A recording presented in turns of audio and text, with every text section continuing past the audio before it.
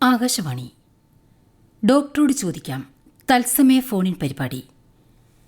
ഇന്നീ പരിപാടിയിൽ മാനസികാരോഗ്യം എങ്ങനെ മെച്ചപ്പെടുത്താം, ഈ വിഷയവുമായി ബന്ധപ്പെട്ട സംശയങ്ങൾക്ക് മറുപടി നൽകുന്നത് കൺസൾട്ടന്റ് സൈക്കോളജിസ്റ്റ് നിധിൻ AF.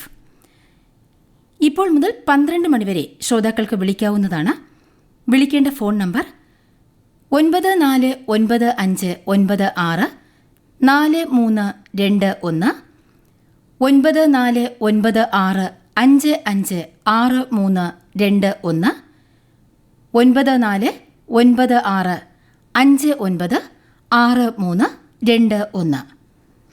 വിഷയം മാനസികാരോഗ്യം എങ്ങനെ മെച്ചപ്പെടുത്താം. സ്റ്റുഡിയോയിൽ നിധിൻ AFനോട് സംസാരിക്കുന്നത് MS ആശ. ശ്രോതാക്കളെ ഏവർക്കും നമസ്കാരം. ഇന്നത്തെ ഡോക്ടറോട് ചോദിക്കാം തത്സമയ ഫോണിൻ പരിപാടി ആരംഭിക്കുകയാണ്. സമഗ്രമായ ആരോഗ്യം ഉറപ്പുവരുത്തുന്നതിൽ ഫിസിക്കൽ വെൽബീയിങ്ങിനൊപ്പം മാനസികമായ സന്തുലിതാവസ്ഥയും അതിപ്രധാനമായ പങ്ക് വഹിക്കുന്നു എന്ന് നമുക്കെല്ലാവർക്കും അറിയാം. മാനസികാരോഗ്യത്തെ അവഗണിച്ചുകൊണ്ട് പൂർണ്ണമായ ശാരീരിക ആരോഗ്യം ഉറപ്പുവരുത്താനുമാവില്ല. പരസ്പര പൂരകങ്ങളായ രണ്ട് കാര്യങ്ങളാണ് ശരിയായ ശാരീരികാരോഗ്യവും മാനസികാരോഗ്യവും.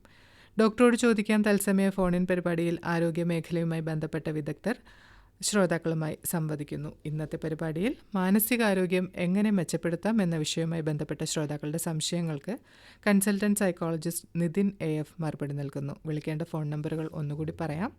9495964321. ഒരു നമ്പർ കൂടി 949556556321.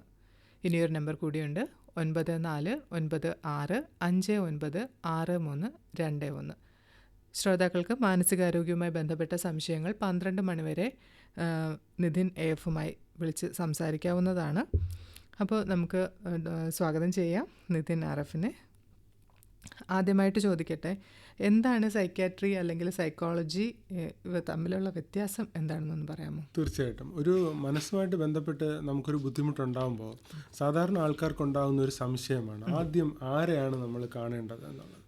അപ്പോൾ സൈക്കോളജിസ്റ്റും സൈക്യാട്രിസ്റ്റും തമ്മിൽ വ്യത്യാസം എന്താണെന്ന് വെച്ചാൽ, സൈക്കോളജിസ്റ്റ് പ്രധാനമായും കൗൺസിലിങ്ങിലൂടെ അല്ലെങ്കിൽ ടോക്ക് തെറാപ്പിയിലൂടെ മാനസിക പ്രശ്നങ്ങൾ നേരിടാൻ വേണ്ടിയിട്ട് സഹായിക്കുന്ന മെൻ്റൽ ഹെൽത്ത് പ്രൊഫഷണൽസിനെയാണ് നമ്മൾ സൈക്കോളജിസ്റ്റുമാരെന്ന് പറയുന്നത്.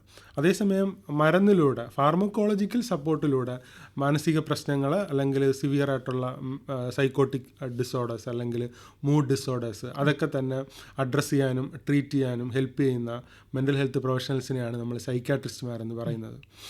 അപ്പോൾ നമുക്ക് ആദ്യത്തെ കോളർ ലൈനിലുണ്ട്, ആരാണെന്ന് നോക്കാം. ഹലോ. ഹലോ, ഡോക്ടറോട് ചോദിക്കാൻ പരിപാടിയിലേക്ക് സ്വാഗതം. പേര് പറയാമോ? Thank you madam.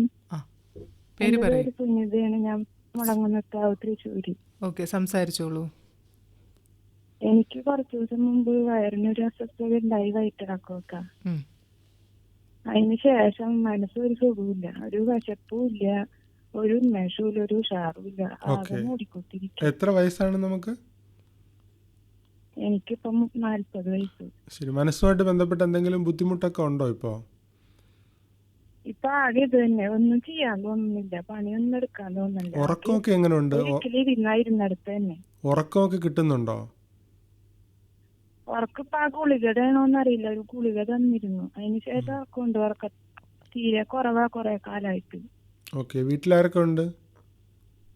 വീട്ടില് ഞാനും ഹസ്ബൻഡും. ഓക്കെ. മനസ്സുമായിട്ട് ബന്ധപ്പെട്ട് എന്തെങ്കിലും ബുദ്ധിമുട്ടുകൾ അല്ലെങ്കിൽ പ്രയാസങ്ങളോ അങ്ങനെ എന്തെങ്കിലുമൊക്കെ നേരിടുന്നുണ്ടെങ്കിൽ ഇത്തരത്തിലെ ബുദ്ധിമുട്ട് സാധാരണയായിട്ട് ഉണ്ടാവാറുണ്ട്. ഇപ്പം നമ്മൾ ഓൾറെഡി കണ്ടിരിക്കുന്നത് സൈക്കോളജിസ്റ്റിനെയോ സൈക്യാട്രിസ്റ്റിനെയോ ആണോ അതോ ജനറൽ പ്രാക്ടീഷണർ ഫിസിഷ്യനാണോ?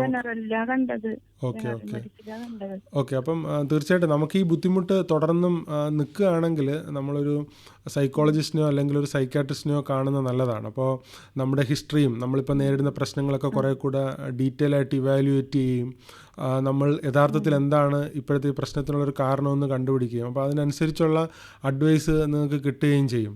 അപ്പോൾ നമുക്കിപ്പം നേരിടുന്ന, അതായത് നമ്മളിപ്പം പറഞ്ഞതെന്ന് എനിക്ക് മനസ്സിലാവുന്നത്, നമുക്ക് ലോസ് ഓഫ് ഇൻട്രസ്റ്റ് അല്ലെങ്കിൽ താല്പര്യത്തോടെ കാര്യങ്ങളൊക്കെ ചെയ്യുന്നതിനുള്ള ഒരു കുറവ്, ക്ഷീണം, അത്തരത്തിലുള്ള. കുറച്ച് നാൾ മുന്നേ അങ്ങനെ ഒന്നും ഒരു കുഴപ്പമുണ്ടായില്ല, ഇത് വന്ന ശേഷം അതെ അതെ മനസ്സിലായി. ഒന്നിനോടൊരു താല്പര്യമില്ല. അതെ, അപ്പോൾ അത് ചില മാനസിക ബുദ്ധിമുട്ടുകളായിട്ട് ബന്ധപ്പെട്ട് സാധാരണ കാണാറുണ്ട്. അപ്പോൾ അതാണോ അല്ലയോ എന്ന് നമുക്ക് ഉറപ്പ് വരുത്തേണ്ടതായിട്ടുണ്ട്. അപ്പോൾ അതിലൊരു പ്രധാനപ്പെട്ട പ്രോസസ്സാണ് ഡീറ്റെയിൽ ആയിട്ട് ഹിസ്റ്ററി എടുക്കുക എന്നുള്ളത്. നമ്മുടെ ലൈഫ് കടന്നു പോയിക്കൊണ്ടിരിക്കുന്ന സിറ്റുവേഷൻസ് എന്താണ്, മുമ്പ് നമ്മളെടുത്തിരിക്കുന്ന ട്രീറ്റ്മെൻറ്റൊക്കെ എന്താണ് ഇതിനുള്ളൊരു പ്രോപ്പർ റീസൺ എന്ന് നമ്മൾ കണ്ടെത്തേണ്ടതായിട്ടുണ്ട്. അപ്പോൾ അതിന് ഫേസ് ടു ഫേസ് ആയിട്ടുള്ള ഒരു ഡയറക്റ്റ് ആയിട്ടുള്ള ഒരു സൈക്കോളജിസ്റ്റിനെയോ സൈക്കാട്രിസ്റ്റിനെയോ അടുത്തുള്ള ഒരു ഹോസ്പിറ്റലിൽ പോയി കണ്ടു കഴിഞ്ഞാൽ കുറേ കൂടെ നമ്മളെ ഡീറ്റെയിൽ ആയിട്ട് ഇവാലുവേറ്റ് ചെയ്യും. നമ്മൾ ഏതെങ്കിലും തരത്തിലുള്ള മാനസിക പ്രശ്നങ്ങൾ കൊണ്ടാണോ ഇപ്പോഴത്തെ ബുദ്ധിമുട്ട് നമുക്ക് വന്നിരിക്കുന്നതെന്ന് അവർക്ക് ഇവാലുവേറ്റ് ചെയ്യാൻ അതിനനുസരിച്ചുള്ള നിർദ്ദേശങ്ങൾ നിങ്ങൾക്ക് തരികയും ചെയ്യും. അപ്പോൾ കുറേ കൂടെ ബെറ്റർ ആയിട്ട് ലൈഫ് മുന്നോട്ടേക്ക് കണ്ടക്ട് ചെയ്ത് പോകാൻ സാധിക്കും. ഓക്കെ, വിളിച്ചതിന് നന്ദി. ഇന്നത്തെ കാലത്ത് എന്തുകൊണ്ടാണ് മാനസികാരോഗ്യത്തെക്കുറിച്ചുള്ള അറിവ് നേടേണ്ടത് കൂടുതൽ പ്രസക്തമാകുന്നത്? ഇപ്പോൾ അതൊരു സാധാരണ വ്യക്തി, ഇപ്പോൾ നമ്മളൊരു പോപ്പുലേഷൻ ഇവാലുവേറ്റ് ചെയ്ത് നോക്കിക്കഴിഞ്ഞാൽ യഥാർത്ഥത്തിൽ മാനസിക പ്രശ്നങ്ങൾ നേരിടുന്നവർ വളരെ ചുരുക്കം പേർ മാത്രമാണ്. അതായത് 1%, 2% സിവിയർ ആയിട്ടുള്ള അല്ലെങ്കിൽ സിഗ്നിഫിക്കൻ്റ് ആയിട്ടുള്ള മെൻ്റൽ ഡിസോർഡർ. പക്ഷേ ഈ ബാക്കി 98-99% ആൾക്കാരും ഇന്ന് പലതരത്തിലുള്ള മാനസിക പ്രശ്നങ്ങൾ നേരിടുന്നുണ്ട്. അതിപ്പം ഹിസ്റ്റോറിക്കലി നമ്മൾ നോക്കുകയാണെങ്കിൽ ഇപ്പം വേൾഡ് വാറോ അല്ലെങ്കിൽ ഇന്ത്യൻ സ്വാതന്ത്ര്യ സമരം നടന്ന സമയത്തോ ജീവിച്ച ആൾക്കാരെക്കാളും കൂടുതൽ സ്ട്രെസ്ഡും അല്ലെങ്കിൽ ലൈഫിൽ ആരും തന്നെ ഒരു സാറ്റിസ്ഫൈഡോ ഫുൾഫിൽഡോ അല്ലാത്ത ഒരു സിറ്റുവേഷൻ ഉണ്ട് എന്നുള്ളത് വാസ്തവമാണ്. അപ്പോൾ അതാണ് ആക്ച്വലി കുറേ കൂടെ സീരിയസ് ആയിട്ട് അഡ്രസ്സ് ചെയ്യേണ്ടത്. അപ്പം ലൈഫിനെ പലരും കാണുന്ന ഒരു വിഷൻ അല്ലെങ്കിൽ ഒരു പെർസെപ്ഷൻ അല്ലെങ്കിൽ എങ്ങനെയാണ് ലൈഫ് കണ്ടക്ട് ചെയ്യേണ്ടത്, എന്താണ് ലൈഫിൻ്റെ ഒരു മീനിങ്, ഡയറക്ഷൻ, ഇതിനൊക്കെ ആൾക്കാർക്കൊരു ക്ലാരിറ്റി ഇല്ല എന്നുള്ളതാണ്. അപ്പോൾ അത് വലിയ രീതിയിലുള്ളൊരു മാനസിക സംഘർഷത്തിലേക്ക് നമ്മുടെ ഇപ്പോഴത്തെ ഒരു ജനറേഷൻ അല്ലെങ്കിൽ ഒരു പോപ്പുലേഷനെ കൊണ്ടെത്തിക്കുന്നുണ്ട് എന്നുള്ളത് വസ്തുതാപരമായിട്ടുള്ള കാര്യമാണ്. അപ്പോൾ അതിനകത്ത് കുറേ കൂടെ ക്ലാരിറ്റി ഉണ്ടാവുക എന്നുള്ളതാണ്. ഇപ്പം what is the right thing to do അല്ലെങ്കിൽ ഹൗ ടു കണ്ടക്ട് അവർ സെൽഫ് ഇൻ ദിസ് വേൾഡ് എന്നുള്ളത് ഒരു വ്യക്തിയെ സംബന്ധിച്ചിടത്തോളം ഏറ്റവും ഫണ്ടമെൻ്റൽ ആയിട്ടുള്ള ക്വസ്റ്റ്യനാണ്. അപ്പോൾ അത് ആൻസർ ചെയ്യാൻ പറ്റുന്നില്ലെങ്കിൽ എങ്ങനെ ഈ ലൈഫിൽ മുന്നോട്ടേക്ക് പ്രൊപ്പഗേറ്റ് ചെയ്ത് പോകുമെന്നുള്ളത് ഒരു വലിയ ക്വസ്റ്റ്യനാണ്. അപ്പം അതിന് കിട്ടുന്ന മോട്ടിവേഷൻ, അതിനു വേണ്ടി പലരും കണ്ടെത്തുന്നത് ഇന്നത്തെ സമൂഹം നമ്മൾ നോക്കുകയാണെങ്കിൽ സോഷ്യൽ സ്റ്റാറ്റസ് എലിവേഷൻ എന്ന് പറയുന്നൊരു ഫാക്ടറുണ്ട്. അതായത് എന്തിനാണ് ജീവിക്കുന്നതെന്ന് ചോദിച്ചാൽ അവർ പറഞ്ഞാലും പറഞ്ഞില്ലെങ്കിലും ആ ആൻസറുകളിലെല്ലാം ചെന്നെത്തുന്ന ഒരു കാറ്റഗറി എന്ന് പറയുന്നത് അവരുടെ ഒരു സോഷ്യൽ സ്റ്റാറ്റസ് എലിവേറ്റ് ചെയ്യുക എന്നുള്ളതാണ്. പക്ഷേ അതിൻ്റെ ഒരു പ്രോബ്ലം എന്ന് വെച്ചാൽ നമ്മൾ എത്രത്തോളം നമ്മുടെ സോഷ്യൽ സ്റ്റാറ്റസ് എലിവേറ്റ് ചെയ്യാൻ വേണ്ടിയിട്ട് ശ്രമിച്ചാലും അതിലൊരു ഫുൾഫിൽമെൻറ്റ് കണ്ടെത്താൻ പറ്റില്ല എന്നുള്ളതാണ്. സോഷ്യൽ സ്റ്റാറ്റസ് എലിവേറ്റ് ചെയ്യുക എന്ന് വെച്ചാൽ ഇപ്പം നമ്മൾ ജീവിക്കുകയാണ്, നമുക്ക് ചുറ്റുമുള്ള ആൾക്കാരെക്കാളും ബെറ്റർ ആവുക എന്നുള്ളതാണ്. അല്ലാതെ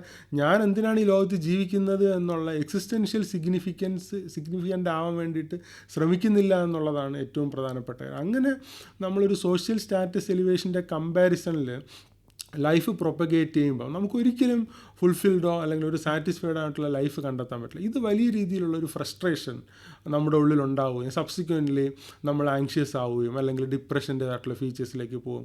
ഇതൊരു വലിയൊരു പ്രധാനപ്പെട്ട പ്രോബ്ലമായിട്ട് ഇപ്പോഴത്തെ ഒരു കണ്ടംപററി ടൈംസിൽ നമുക്ക് കാണാൻ കഴിയുമെന്നാണ് എനിക്ക് പലപ്പോഴും തോന്നിയിട്ടുള്ളത്. ഓക്കെ, നമുക്ക് അടുത്ത കോളറിലേക്ക് പോകാം. ഹലോ. ഡോക്ടറോട് ചോദിക്കാൻ പരിപാടിയിലേക്ക് സ്വാഗതം. ആരാണ് വിളിച്ചിരിക്കുന്നത്? ഞാൻ മലപ്പുറത്താണ്, അബ്ദുറഹ്മാൻ. ഓക്കെ, സംസാരിച്ചോളൂ. അതായത് ഇപ്പോ ഞാന് 61 വയസ്സുള്ള ആളാണ്.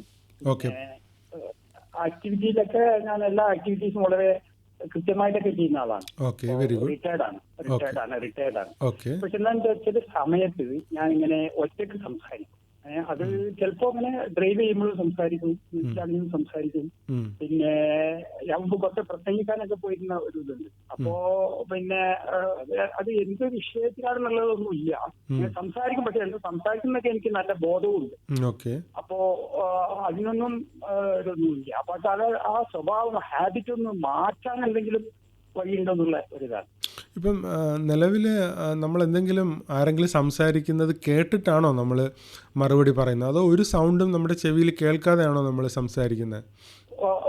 ഒരു സൗണ്ടും കേൾക്കാതെ ഒരു സാങ്കല്പികമായിട്ട് നമ്മളിങ്ങനെ സംസാരിക്കും. അതും ഇറലവൻ്റ് ആയിട്ടുള്ള കാര്യങ്ങളാണോ അതോ റെലവൻ്റ് ആയിട്ട് നമ്മൾ റെലവൻ്റ് ആയിട്ടുള്ള കാര്യം? ആരെങ്കിലും ഒക്കെ മോശമായിട്ടൊക്കെ പെരുമാറി സംസാരിച്ചിട്ടുണ്ടെങ്കിലൊക്കെ ചിലപ്പോ അതിനുള്ള റെസ്പോൺസ് പോലെയാണ് സംസാരിക്കുന്നത്. സമയത്തിൽ ആരും ഉണ്ടാവില്ല. അതായത് ഒരു വെന്റിലേഷൻ പോലെ. അതിനകത്ത് നമുക്കൊരു വോളണ്ടറി കൺട്രോൾ ഉണ്ടെന്നാണ് നമ്മൾ പറയുന്നത്. അതായത് നമുക്ക് തന്നെ നിയന്ത്രിക്കാൻ കഴിയുന്നതാണെന്നാണ് നമ്മൾ പറയുന്നത്, അല്ലേ? അതെ അതെ അതെ. പക്ഷെ ഇത് ഹാബിറ്റ് ആയിട്ട് കുറെ വർഷങ്ങളായിട്ടുണ്ട്. നമുക്കത് എന്തുകൊണ്ടാണ് ഒരു ബുദ്ധിമുട്ടായിട്ട് തോന്നുന്നത്, അല്ലെങ്കിൽ അതൊരു പ്രയാസമായിട്ട് തോന്നാനുള്ള കാര്യം എന്താണ്? പ്രയാസം വെച്ചാൽ ബാക്കിയുള്ള ആളുകൾ ആരെങ്കിലൊക്കെ കേൾക്കാൻ ഇട വന്നാല് നമുക്ക് എന്തോ ഒരു പ്രശ്നം ഉണ്ടെന്ന് അവർക്ക് തോന്നും. ഓക്കെ, ഇതാണ് പ്രശ്നം. ഇപ്പം വേറെ ആൾക്കാരുടെ പ്രസൻസിൽ നമുക്ക് കൺട്രോൾ ചെയ്യാൻ സാധിക്കുന്നില്ല എന്നാണോ പറയുന്നത്? അല്ല, വേറെ ആളുടെ പ്രസൻസിൽ നമുക്ക് കൺട്രോൾ ചെയ്യാൻ പറ്റുന്നത്. ഓക്കെ, അപ്പൊ അതൊരു സിഗ്നിഫിക്കന്റ് ആയിട്ടുള്ള ഏകാന്തതയിലാണ് ഈ പ്രശ്നം. ഒറ്റക്കാവുമ്പോഴാണ് പ്രശ്നം. ഒറ്റയ്ക്കാവുമ്പോൾ നമുക്ക് കൺട്രോൾ ചെയ്യാൻ സാധിക്കുന്നില്ലേ? ഇല്ല ഇല്ല. അതായത് എന്തെങ്കിലുമൊക്കെ പറയുന്നുണ്ട്. ചിലപ്പോൾ ഡ്രൈവ് ചെയ്യുമ്പോഴും പറയും, വീട്ടില് റൂമിലിരിക്കുമ്പോഴും പറയും. അങ്ങനെ ഇപ്പൊ ഇത് ഏതെങ്കിലും പർട്ടിക്കുലർ ആയിട്ടുള്ള വിഷയത്തെ പറ്റിയാണോ നമ്മൾ സ്ഥിരം സംസാരിക്കുക, അങ്ങനെ അതോ അങ്ങനെ പ്രത്യേകിച്ച് സബ്ജക്റ്റുകളൊന്നും ഇല്ലേ? അപ്പം നമ്മൾ ഈ സംസാരിക്കുന്ന വിഷയങ്ങളെ മൊത്തത്തിൽ ഒന്ന് ലിസ്റ്റ് ഔട്ട് ചെയ്ത് കഴിഞ്ഞാൽ ഏറ്റവും കൂടുതൽ സംസാരിക്കുന്ന ഒരു 2-3 വിഷയങ്ങൾ സെലക്ട് ചെയ്യുക. ഒരു കൈൻഡ് ഓഫ് മെത്തേഡാണ് ഞാൻ പറയുന്നത്. നമ്മൾ മൊത്തം സംസാരിക്കുന്ന വിഷയങ്ങളെ നമ്മളൊന്ന് തിരിഞ്ഞ് ചിന്തിച്ചതിന് ശേഷം എല്ലാ വിഷയങ്ങളെയും ഒന്ന് ലിസ്റ്റ് ഔട്ട് ചെയ്യാൻ വേണ്ടിയിട്ട് ശ്രമിക്കുക. എന്നിട്ട് അതിൽ ഏറ്റവും കൂടുതൽ നമ്മൾ തവണ പറയുന്ന വിഷയങ്ങളെപ്പറ്റി നമ്മൾ പറയാതെ കുറച്ച് സമയമെടുത്തതിന് ശേഷം എഴുതി ഒന്ന് വെൻ്റ് ഔട്ട് ചെയ്യാൻ വേണ്ടിയിട്ട് ശ്രമിക്കുക. അതായത് എഴുതുമ്പോൾ ശ്രദ്ധിക്കേണ്ടുന്ന കാര്യം എന്ന് വെച്ചാൽ മാക്സിമം ഡീറ്റെയിൽ ആയിട്ട് എഴുതാൻ വേണ്ടിയിട്ട് ശ്രമിക്കുക. അതായത് നമ്മളിപ്പം സ്ഥിരമായിട്ട് സംസാരിക്കുന്ന അല്ലെങ്കിൽ കൂടുതൽ തവണ ആവർത്തിച്ച് വരുന്ന വിഷയങ്ങളെപ്പറ്റി ഓരോ വിഷയമായിട്ട് നമ്മളൊരു ടൈറ്റിൽ എഴുതുക. എന്നിട്ട് അതിനെക്കുറിച്ച് നമുക്ക് എഴുതാവുന്നതിൻ്റെ മാക്സിമം ഡീറ്റെയിൽ ആയിട്ട് എഴുതുക. അതോടൊപ്പം എന്തെങ്കിലും പിക്ചറൊക്കെ വരയ്ക്കാൻ പറ്റുവാണെങ്കിൽ വരയ്ക്കുക. അതായത് മാക്സിമം വെൻ്റ് ഔട്ട് ചെയ്യുക എന്നുള്ളതാണ് നമ്മൾ അതിൽ നിന്ന് ഉദ്ദേശിക്കുന്നത്. അപ്പോൾ ഇതൊരു എക്സർസൈസ് പോലെ നമ്മൾ ചെയ്യാൻ വേണ്ടിയിട്ട് ശ്രമിക്കുക. അപ്പോൾ OCD-യുമായിട്ട് വല്ല ബന്ധമുണ്ട് ഇതിന്? നമുക്ക് OCD ആയിട്ട് ബന്ധമുണ്ടോ എന്ന് നോക്കണമെങ്കിൽ OCD-യുടെ മറ്റ് സിംറ്റംസ് ഉണ്ടോ എന്നുള്ളതാണ് നമ്മൾ ശ്രദ്ധിക്കേണ്ടത്. അങ്ങനെ റിക്കർ ചെയ്ത് വരുന്ന എന്തെങ്കിലും റിപ്പീറ്റ് ചെയ്യുന്ന വേറെ ബിഹേവിയേഴ്സ് എന്തെങ്കിലും ഉണ്ടോ? നമ്മൾ കൗണ്ട് ചെയ്യുക, ചെക്ക് ചെയ്യുക, വാഷ് ചെയ്യുക, അങ്ങനെ എന്തെങ്കിലും? മോസ്റ്റ്ലി ഒബ്സഷനും കമ്പൽഷനൊക്കെ വരുന്നത് കൗണ്ടിങ്, ചെക്കിങ് അങ്ങനത്തെ ബിഹേവിയേഴ്സുമായിട്ട് ബന്ധപ്പെട്ടാണ്. തോട്ടുമായിട്ട് ബന്ധപ്പെട്ട് ഇങ്ങനെ ഒരു ഒബ്സഷൻ വരാറുണ്ട്. പക്ഷേ ഇത് നമ്മളെ സംബന്ധിച്ചിടത്തോളം സിഗ്നിഫിക്കൻ്റായിട്ട് ബാധിക്കുന്നില്ല എന്ന് പറഞ്ഞതുകൊണ്ടാണ് ഞാൻ വേറൊരു ഹയർ ലെവലിലേക്കുള്ള ഇൻ്റർവെൻഷൻ്റെ ആവശ്യകത ഞാൻ പറയാത്തത്. അപ്പം നമ്മളെപ്പോഴും എന്ത് സിംറ്റംസോ അല്ലെങ്കിൽ എന്ത് ബുദ്ധിമുട്ടോ അല്ലെങ്കിൽ പ്രയാസമോ ഉണ്ടെങ്കിൽ നമ്മുടെ അത് ഡെയിലി ഫങ്ഷനിങ്ങിനെ ബാധിക്കുമ്പോഴാണ്, നമ്മുടെ സോഷ്യൽ അല്ലെങ്കിൽ ഒക്യുപ്പേഷണൽ ഫങ്ഷനിങ്ങിനെ ഒക്കെ ബാധിക്കുമ്പോഴാണ് നമ്മളതൊരു സിഗ്നിഫിക്കൻ്റ് ആയിട്ടുള്ള മെൻ്റൽ ഡിസോർഡറായിട്ട് കാണുന്നത്. ക്രൈറ്റീരിയകളിലെല്ലാം നമുക്കത് കാണാനായിട്ട് കഴിയും. അല്ലാതെ നമുക്കതിനകത്തൊരു വോളണ്ടറി കൺട്രോൾ ഉണ്ട്, നമുക്കത് മാനേജ് ചെയ്ത് മുന്നോട്ട് പോകാൻ കഴിയുന്നിടത്തോളം കാലം അതൊരു സിഗ്നിഫിക്കൻ്റ് മെൻ്റൽ പ്രോബ്ലമായിട്ട് അല്ലെങ്കിൽ ഡിസോർഡറായിട്ട് കാണാറില്ല. ഓക്കെ, വിളിച്ചത് നന്ദി.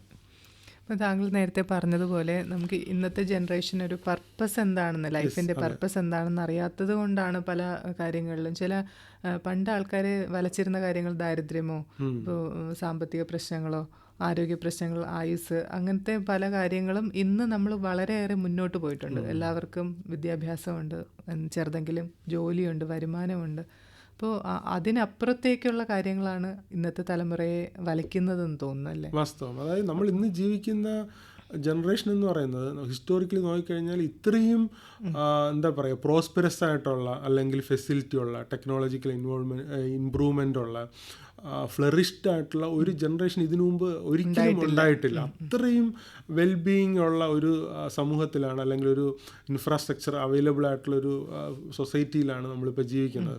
പക്ഷേ നമ്മുടെ ഒരു മെൻ്റൽ ഹെൽത്ത് വൈസ് നോക്കുമ്പം ഈ ഫുൾഫിൽമെൻറ്റും സാറ്റിസ്ഫാക്ഷനും എന്ന് വെച്ചാൽ വളരെ വളരെ പ്രധാനപ്പെട്ട ഒരു കാര്യമാണ്. നമ്മളിപ്പം 37 ഇയർ ഓൾഡ് ഈ ഭൂമിയിൽ ജീവിച്ചു, ഞാൻ എൻ്റെ ലൈഫ് എന്നാലാവുന്ന വിധം മാക്സിമം ബെസ്റ്റായിട്ടാണ് കണ്ടക്ട് ചെയ്തത്, I am satisfied with my life എന്ന് നമുക്ക് പറയാൻ കഴിയുക എന്നുള്ളത് വളരെ വളരെ പ്രധാനപ്പെട്ട കാര്യമാണ്. അപ്പം ആ സിഗ്നിഫിക്കൻസ് അല്ലെങ്കിൽ ഒരു എക്സിസ്റ്റൻഷ്യൽ സിഗ്നിഫിക്കൻസ് കണ്ടെത്താൻ വേണ്ടിയിട്ട് പലരും ഈ മീനിങ് എന്ന് വിചാരിച്ചാണ് ഈ സോഷ്യൽ സ്റ്റാറ്റസ് എലിവേഷനും പവറും, അതുപോലെ വേറൊരു ഫാക്ടറാണ് പവർ എന്ന് പറയുന്നത്. മറ്റുള്ളവരെ കൺട്രോൾ ചെയ്യുന്നതിനകത്ത് ഫുൾഫിൽമെൻറ്റ് കണ്ടെത്തുന്ന ആൾക്കാരുണ്ട്. അതിനുള്ള പ്രോബ്ലം എന്ന് വെച്ചാൽ എത്ര കൺട്രോൾ ചെയ്താലും ഇവർക്ക് അതിനകത്തൊരു ഫുൾഫിൽമെൻറ്റ് കിട്ടത്തില്ല, അവർക്ക് വീണ്ടും വീണ്ടും കൺട്രോൾ ചെയ്യണം. അപ്പോഴാണ് ആൾക്കാർ ഹിപ്പോക്രാറ്റിക്കും കറപ്റ്റഡും ഒക്കെ ആയി മാറുന്നത്. അപ്പോൾ അങ്ങനെ നമ്മളെപ്പോഴും വളഞ്ഞ വഴിയെ ലൈഫ് കണ്ടക്ട് ചെയ്യാൻ വേണ്ടിയിട്ട് ശ്രമിക്കുമ്പോൾ ഇത് തമ്മിൽ അവരുടെ ഉള്ളിൽ തന്നെ ഒരു ക്വസ്റ്റ്യൻ ഉണ്ടാവും, എങ്ങനെയൊക്കെ ലൈഫ് മുന്നോട്ട് പോയാലും ആക്ച്വലി അങ്ങനെ അല്ലല്ലോ എന്നുള്ളൊരു ക്വസ്റ്റ്യൻ അവരുടെ ഉള്ളിലുണ്ടാവും. അപ്പോൾ അത് ഇവരുടെ ആ ഒരു ഡിസ്പാരിറ്റി എന്ന് പറയുന്നത് ഒരു ഫ്രസ്ട്രേഷനായിട്ട് അല്ലെങ്കിൽ ഒരു ഡിഫറൻസ് ആയിട്ട് അവരുടെ ഉള്ളിൽ നിൽക്കുകയും അത് അവരുടെ ലൈഫിൻ്റെ ബാലൻസിനെ തന്നെ ബാധിക്കുകയും. അതുകൊണ്ടാണ് കുറച്ച് ആൾക്കാരെങ്കിലും ഭക്തിയിൽ അത് വിശ്വസിക്കുന്നു, ചില പ്രസ്ഥാനങ്ങളിൽ വിശ്വസിക്കുന്നു, ഡ്രഗ് അബ്യൂസ്, ആൽക്കഹോളിസം, ഇങ്ങനെയുള്ള തെറ്റായ പ്രാക്ടീസസിലോട്ട്. എന്ന് വെച്ചാൽ ചില ആൾക്കാർക്ക് അതൊരു ആശ്വാസമായിരിക്കും, എല്ലാം തെറ്റെന്നല്ല പറയുന്നത്, എങ്കിലും ഈ ഡ്രഗ് അബ്യൂസ് പോലുള്ള കാര്യങ്ങളിലോട്ട് എത്തിപ്പെടുന്നതിനൊരു കാരണം ഇതായിരിക്കും, മൈൻഡ്ഫുൾ ലീവിങ് സാധ്യമല്ലാത്തത് കൊണ്ടായിരിക്കും. കാരണം നമ്മളിപ്പം ഈ നേരത്തെ പറഞ്ഞ പോലെ സോഷ്യൽ സ്റ്റാറ്റസ് എലിവേറ്റ് ചെയ്യുക, പവർ എക്സർസൈസ്, അതുപോലെ തന്നെ ലൈഫിൻ്റെ എക്സിസ്റ്റൻഷ്യൽ സിഗ്നിഫിക്കൻസ് കണ്ടെത്താൻ വേണ്ടിയിട്ട് ആൾക്കാർ ട്രൈ ചെയ്യുന്ന വേറൊരു കാര്യമാണ് പ്ലഷർ സീക്ക് ചെയ്യുക എന്നുള്ളത്. അപ്പോൾ പ്ലഷർ വേണ്ട എന്നുള്ളതല്ല, പക്ഷേ നമ്മൾ ജീവിക്കുന്നത് പ്ലഷറിന് വേണ്ടിയിട്ടാണെന്നുള്ള രീതിയിൽ ലൈഫ് കണ്ടക്ട് ചെയ്യുമ്പം ബിയോണ്ട് എ സെർട്ടൻ ലിമിറ്റ് അവർക്ക് ഈ പ്ലഷർ കിട്ടത്തില്ല, ഗെയിൻ ചെയ്യാൻ പറ്റത്തില്ല. നമ്മൾ എത്രത്തോളം സ്റ്റിമുലസ് കൊടുത്താലും, ഇപ്പോൾ ഫോർ എക്സാമ്പിൾ നമ്മൾ പൊറോട്ടയും ചിക്കനുമാണ് നമുക്ക് ഏറ്റവും ഇഷ്ടപ്പെട്ട ഫുഡെന്ന് വെച്ചോളൂ. അപ്പോൾ നമുക്കൊരു ദിവസം രാവിലെ പൊറോട്ടയും ചിക്കനും തരികയാണ്, ഉച്ചയ്ക്കും അത് തന്നെ തരികയാണ്, രാത്രിയും അത് തന്നെ തരികയാണ്. അപ്പം നമ്മൾ സബ്സിക്വൻ്റ്ലി അത് അവേർഷൻ എന്ന് പറയുന്ന ഒരു സിറ്റുവേഷനിലേക്ക് നമ്മൾ വരും. അപ്പം ഈ പ്ലഷർ നമ്മൾ കണ്ടിന്യൂസ്ലി സീക്ക് ചെയ്ത് പോയി കഴിഞ്ഞാൽ നമ്മുടെ ഒരു ബേസിക് നേച്ചർ അനുസരിച്ച് നമുക്ക് അവേർഷൻ വരും.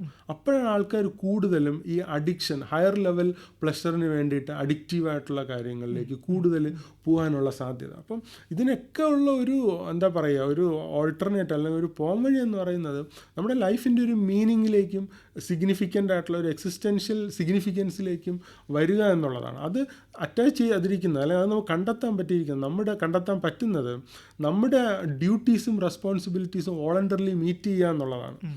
നമ്മൾ പലപ്പോഴും ഈ റെസ്പോൺസിബിലിറ്റി എടുക്കാൻ നമ്മൾ ഒരിക്കലും വില്ലിങ് അല്ല. നമ്മൾ റൈറ്റ്സിന് വേണ്ടിയിട്ടാണ് കൂടുതലും നമ്മൾ മുറവിളി കൂട്ടുന്നത്. പക്ഷേ നമ്മളുടെ റോളുകൾ as A husband, as A father, as A mother, as A wife, അല്ലെങ്കിൽ വർക്ക് ചെയ്യുന്ന സ്ഥാപനത്തിൽ as A neighbour, as a friend, നമ്മുടെ റോളുകൾ അറ്റാച്ച് ചെയ്തിരിക്കുന്ന ഡ്യൂട്ടിയും റെസ്പോൺസിബിലിറ്റീസും വോളണ്ടറിലി മീറ്റ് ചെയ്യുക എന്നുള്ളതാണ്. അപ്പോൾ അതിനകത്ത് കിട്ടുന്ന ഒരു ഫുൾഫിൽമെൻറ്റും സാറ്റിസ്ഫാക്ഷനും നമുക്കൊരിക്കലും ഈ പറയുന്ന സോഷ്യൽ സ്റ്റാറ്റസ് എലിവേഷനിലോ പവറിലോ അല്ലെങ്കിൽ പ്ലഷർ സീക്കിങ്ങിലോ കിട്ടില്ല. അതൊന്നും വേണ്ട എന്നുള്ളതല്ല, പക്ഷേ ലൈഫിൻ്റെ ഫണ്ടമെൻ്റൽ മോട്ടിവേഷനായിട്ട് നമ്മൾ സോഷ്യൽ സ്റ്റാറ്റസ് എലിവേഷനും പവറും അതുപോലെ തന്നെ പ്ലഷറും ഒക്കെയാണ് നമ്മൾ സീക്ക് ചെയ്യുന്നതെങ്കിൽ നമുക്ക് ഒരിക്കലും ഒരു ഫുൾഫിൽമെൻറ്റ് കണ്ടെത്താൻ കഴിയില്ല. എക്സ്റ്റേണൽ ഫാക്ടേഴ്സിൽ നിന്ന് അപ്പുറം വിതിൻ അവർ സെൽഫ് നമുക്കൊരു ഹാപ്പിനെസ് ക്രിയേറ്റ് ചെയ്യാൻ പറ്റുന്നുണ്ടെങ്കിൽ അത് നമ്മൾ സീക്ക് ചെയ്യേണ്ട ആവശ്യം വരുന്നില്ല എന്നുള്ളതാണ് തീർച്ചയായും.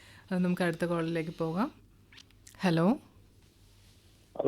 ഹലോ ഡോക്ടറോട് ചോദിക്കാൻ പരിപാടിയിലേക്ക് സ്വാഗതം. പേര് പറയാമോ? പേര് വിശ്വനാഥൻ. മുമ്പ് പറഞ്ഞായിരുന്നു ഞാൻ. പറഞ്ഞോളൂ. സ്ഥലം എവിടെയാണ്? സ്ഥലം എരുമേലി. ഓക്കെ, സംസാരിച്ചോളൂ. ഹലോ പറയണം. ഹലോ ഡോക്ടർ, ഞാൻ എരുമേലി വിശ്വനാഥൻ എന്നാണ് പേര്. എന്നെ സംബന്ധിച്ച് എനിക്ക് മാനസിക പ്രശ്നങ്ങളല്ല, ഞങ്ങൾ വളരെ സന്തോഷകരമായ കുടുംബജീവിതം നയിക്കുന്ന ആളാണ്. Very good. 75 വയസ്സുള്ള ആളാണ്. റിട്ടയർഡ് ആണ്. KSRTC ജോലിയായിരുന്നു. എന്നെ ബാധിക്കുന്ന വിഷയം സമൂഹത്തിലെ ഈ വിഷയങ്ങളാണ് സാറേ. അത് നമ്മളെ മനസ്സിനെ ഭയങ്കരമായിട്ട് ബാധിക്കുന്നുണ്ട്. സമൂഹം ഇങ്ങനെ ഇത്ര മോശമായി പോകുന്നു. എന്നും പേപ്പറിൽ നോക്കാൻ മേല, TV തുറന്നാൽ മുഴുവൻ പ്രശ്നങ്ങളാണ്. സമൂഹത്തിന് ഒരു പ്രതിബദ്ധത ആർക്കില്ല, ഒരു പഞ്ചായത്ത് മെമ്പർക്കില്ല, അടുത്ത് താമസിക്കുന്നവർക്ക് ഒരു പ്രതിബദ്ധതയില്ല. റോഡ് മുഴുവൻ മോശം. ഞങ്ങളുടെ വഴിയാണെങ്കിൽ അവിടെ എല്ലാം കുഴിയുണ്ട്. അവരവരുടെ പടിയില് ഒരു ശകലം മണ്ണ് വാങ്ങിച്ചാൽ അത് വൃത്തിയാകാനുള്ളത് അതുപോലും മനുഷ്യൻ ചെയ്യുക. അപ്പോൾ അതിനകത്ത് മനസ്സിലായി നമ്മുടെ മനസ്സിലായി ബാധിക്കുന്ന ഒരു വിഷയം തീർച്ചയായും. അപ്പോൾ അതിനകത്ത് മനസ്സിലായി നമ്മുടെ സ്റ്റോക്ക് വന്നിട്ട് 1.5 വർഷമായിട്ട് ഇപ്പം വീട്ടിൽ തന്നെ കിട്ടും. അത് കാരണത്തെ റേഡിയോ ഫുള്ള് കേട്ടോണ്ടിരിക്കുക, എന്നും കേൾക്കും. അപ്പൊ ഒരു കാര്യം ചെയ്യാൻ പറ്റുന്നില്ല. എന്നെ കൊണ്ട് ഞാൻ നമ്മുടെ പടിയെല്ലാം മണ്ണൊക്കെ ഇട്ട് ശരിയാക്കും. ഇതൊന്നും ഒരു മനുഷ്യരും ചെയ്യരുത് ഇന്നത്തെ കാലത്ത്. മനസ്സിലായി. പക്ഷെ അതിനകത്ത്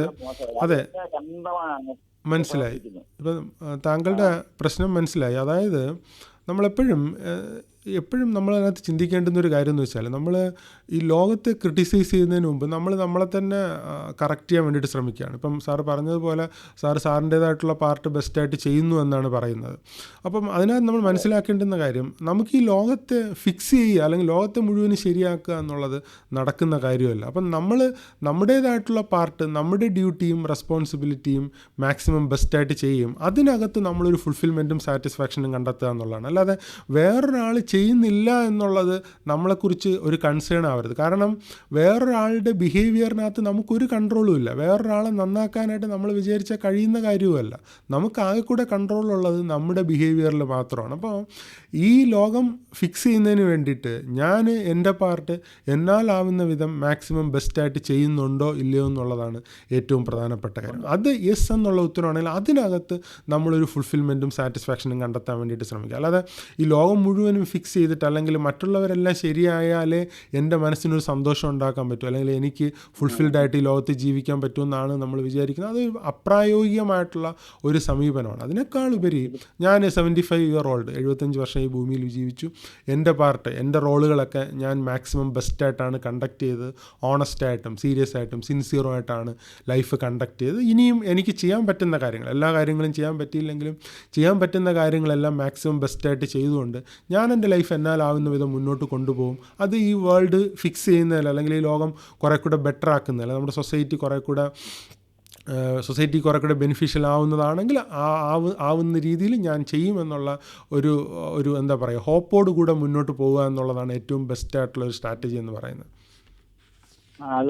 അത് ശരി തന്നെ സാറേ. നമ്മുടെ ഭാഗം കറക്റ്റായിട്ടാണ് ചെയ്യുന്നത്. വേറൊരുത്തർ ഇതിനൊന്നും തയ്യാറാകുന്നില്ല. അത് നമ്മളെ കണ്ടവനാണ്.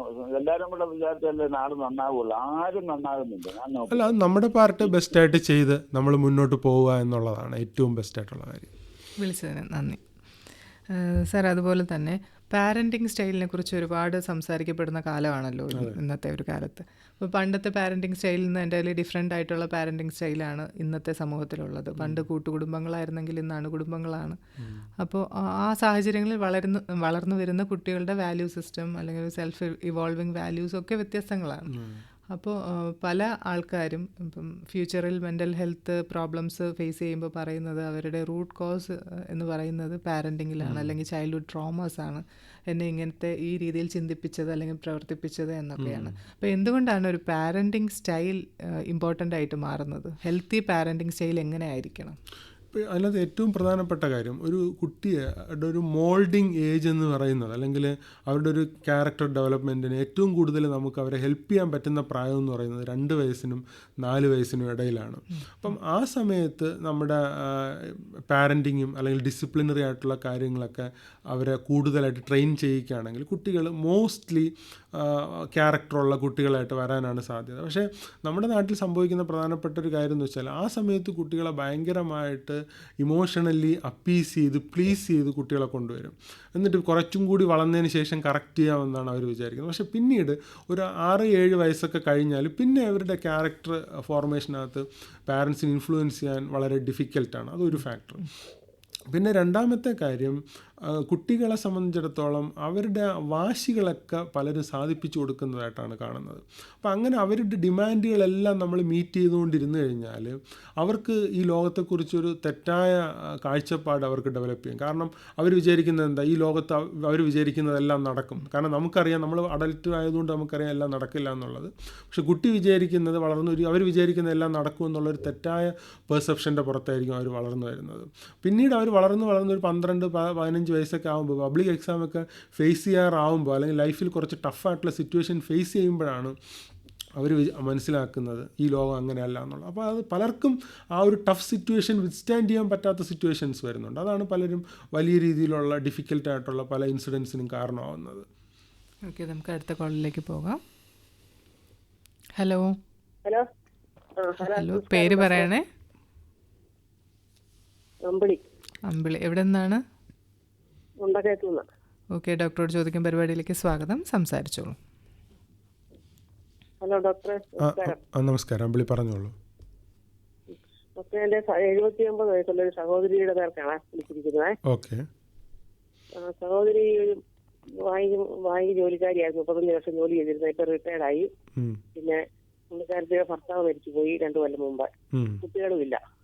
അപ്പം സ്ഥലമൊക്കെ വിറ്റ് രൂപ വാങ്ങിയിലിട്ടു. പെൻഷനും ഉണ്ട്.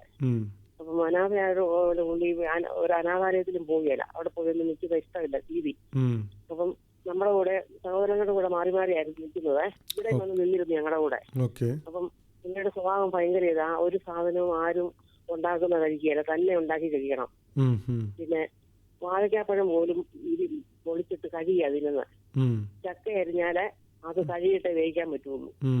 ചക്കപ്പഴം ഇരിഞ്ഞാല് അത് കഴുകണം. പിന്നെ നമ്മൾ കഴുകി വെക്കുന്ന പാത്രം ഒന്നും കൂടെ പുള്ളി കഴുകും. അങ്ങനത്തെ നിർബന്ധങ്ങളാണ്.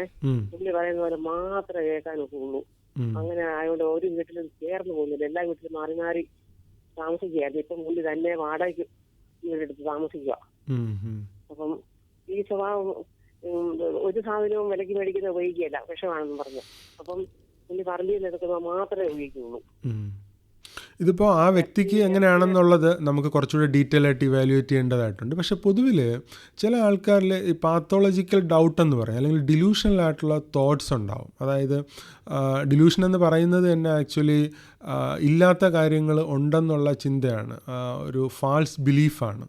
അപ്പം ഇല്ലാത്ത പല കാര്യങ്ങളും ഉണ്ട് എന്നവർ വിചാരിക്കും. ഇപ്പോൾ ചില ആൾക്കാർ ആഹാരത്തിൽ വിഷം ചേർത്ത് തരുന്നു എന്ന് വിചാരിക്കും, അല്ലെങ്കിൽ പുതിയ സാധനം വാങ്ങിച്ച് കഴിച്ചു കഴിഞ്ഞാൽ അതിനകത്ത് വിഷമാണ്, ലോകം മുഴുവനും വിഷമാണ്, അല്ലെങ്കിൽ എല്ലാവരും എന്നെ നശിപ്പിക്കാൻ വേണ്ടിയിട്ട് ശ്രമിക്കുകയാണ്. അങ്ങനെയുള്ള പാത്തോളജിക്കലായിട്ടുള്ള ഡൗട്ട്സ് ഉള്ള, അല്ലെങ്കിൽ ഡിലൂഷണലായിട്ടുള്ള തോട്ട്സ് ഉള്ള ചില ആൾക്കാരുണ്ട്. അപ്പോൾ അതാണോ എന്നുള്ളത് നമ്മൾ കുറേ കൂടെ ഡീറ്റെയിൽ ആയിട്ട് ഇവാലുവേറ്റ് ചെയ്ത് നോക്കേണ്ടതുണ്ട്. അപ്പോൾ അത് ആ വ്യക്തിയുടെ കൂടെ ഒരു വെർഷൻ നമുക്ക് എടുത്താലേ നമുക്ക് ക്ലിയർ ആയിട്ട് അതിനകത്തൊരു ഫൈനൽ ഒപ്പീനിയനിൽ എത്താനായിട്ട് കഴിയുള്ളൂ. അപ്പം അത് സിഗ്നിഫിക്കൻ്റ് ആയിട്ടുള്ളൊരു ഇമ്പയർമെൻ്റ് ഉണ്ടാക്കുന്നുണ്ടെങ്കിൽ തീർച്ചയായിട്ടും ഒരു മെൻ്റൽ ഹെൽത്ത് പ്രൊഫഷണൽസിൻ്റെ സപ്പോർട്ട് നിങ്ങൾക്ക് സ്വീകരിക്കാം, അവിടെ കൊണ്ടുപോകാം. അപ്പം നിങ്ങൾക്ക് പറയാനുള്ള കാര്യങ്ങളും പറയാം, അതുപോലെ അവർക്കും പറയാനുള്ള കാര്യങ്ങൾ പറയും. അങ്ങനെ പറഞ്ഞതിന് ശേഷം ഇതൊരു ഡിലൂഷണൽ തോട്ട്സ് ആണോ അല്ലെങ്കിൽ ഒരു റിയൽ തോട്ട്സ് ആണോ എന്നുള്ളത് അവർ ഇവാലുവേറ്റ് ചെയ്തതിന് ശേഷം, അപ്പം അങ്ങനെ ഡിലൂഷണൽ ആയിട്ടുള്ള തോട്ട്സാണ്, അങ്ങനെ ഒരു സൈക്കോട്ടിക് സിംറ്റംസ് ഉണ്ട്, എന്തെങ്കിലും തരത്തിലുള്ള ഇൻ്റർവെൻഷൻസിൻ്റെ ആവശ്യമുണ്ടെങ്കിൽ അതനുസരിച്ച് മെഡിസിൻ എടുക്കുന്നതിനുള്ള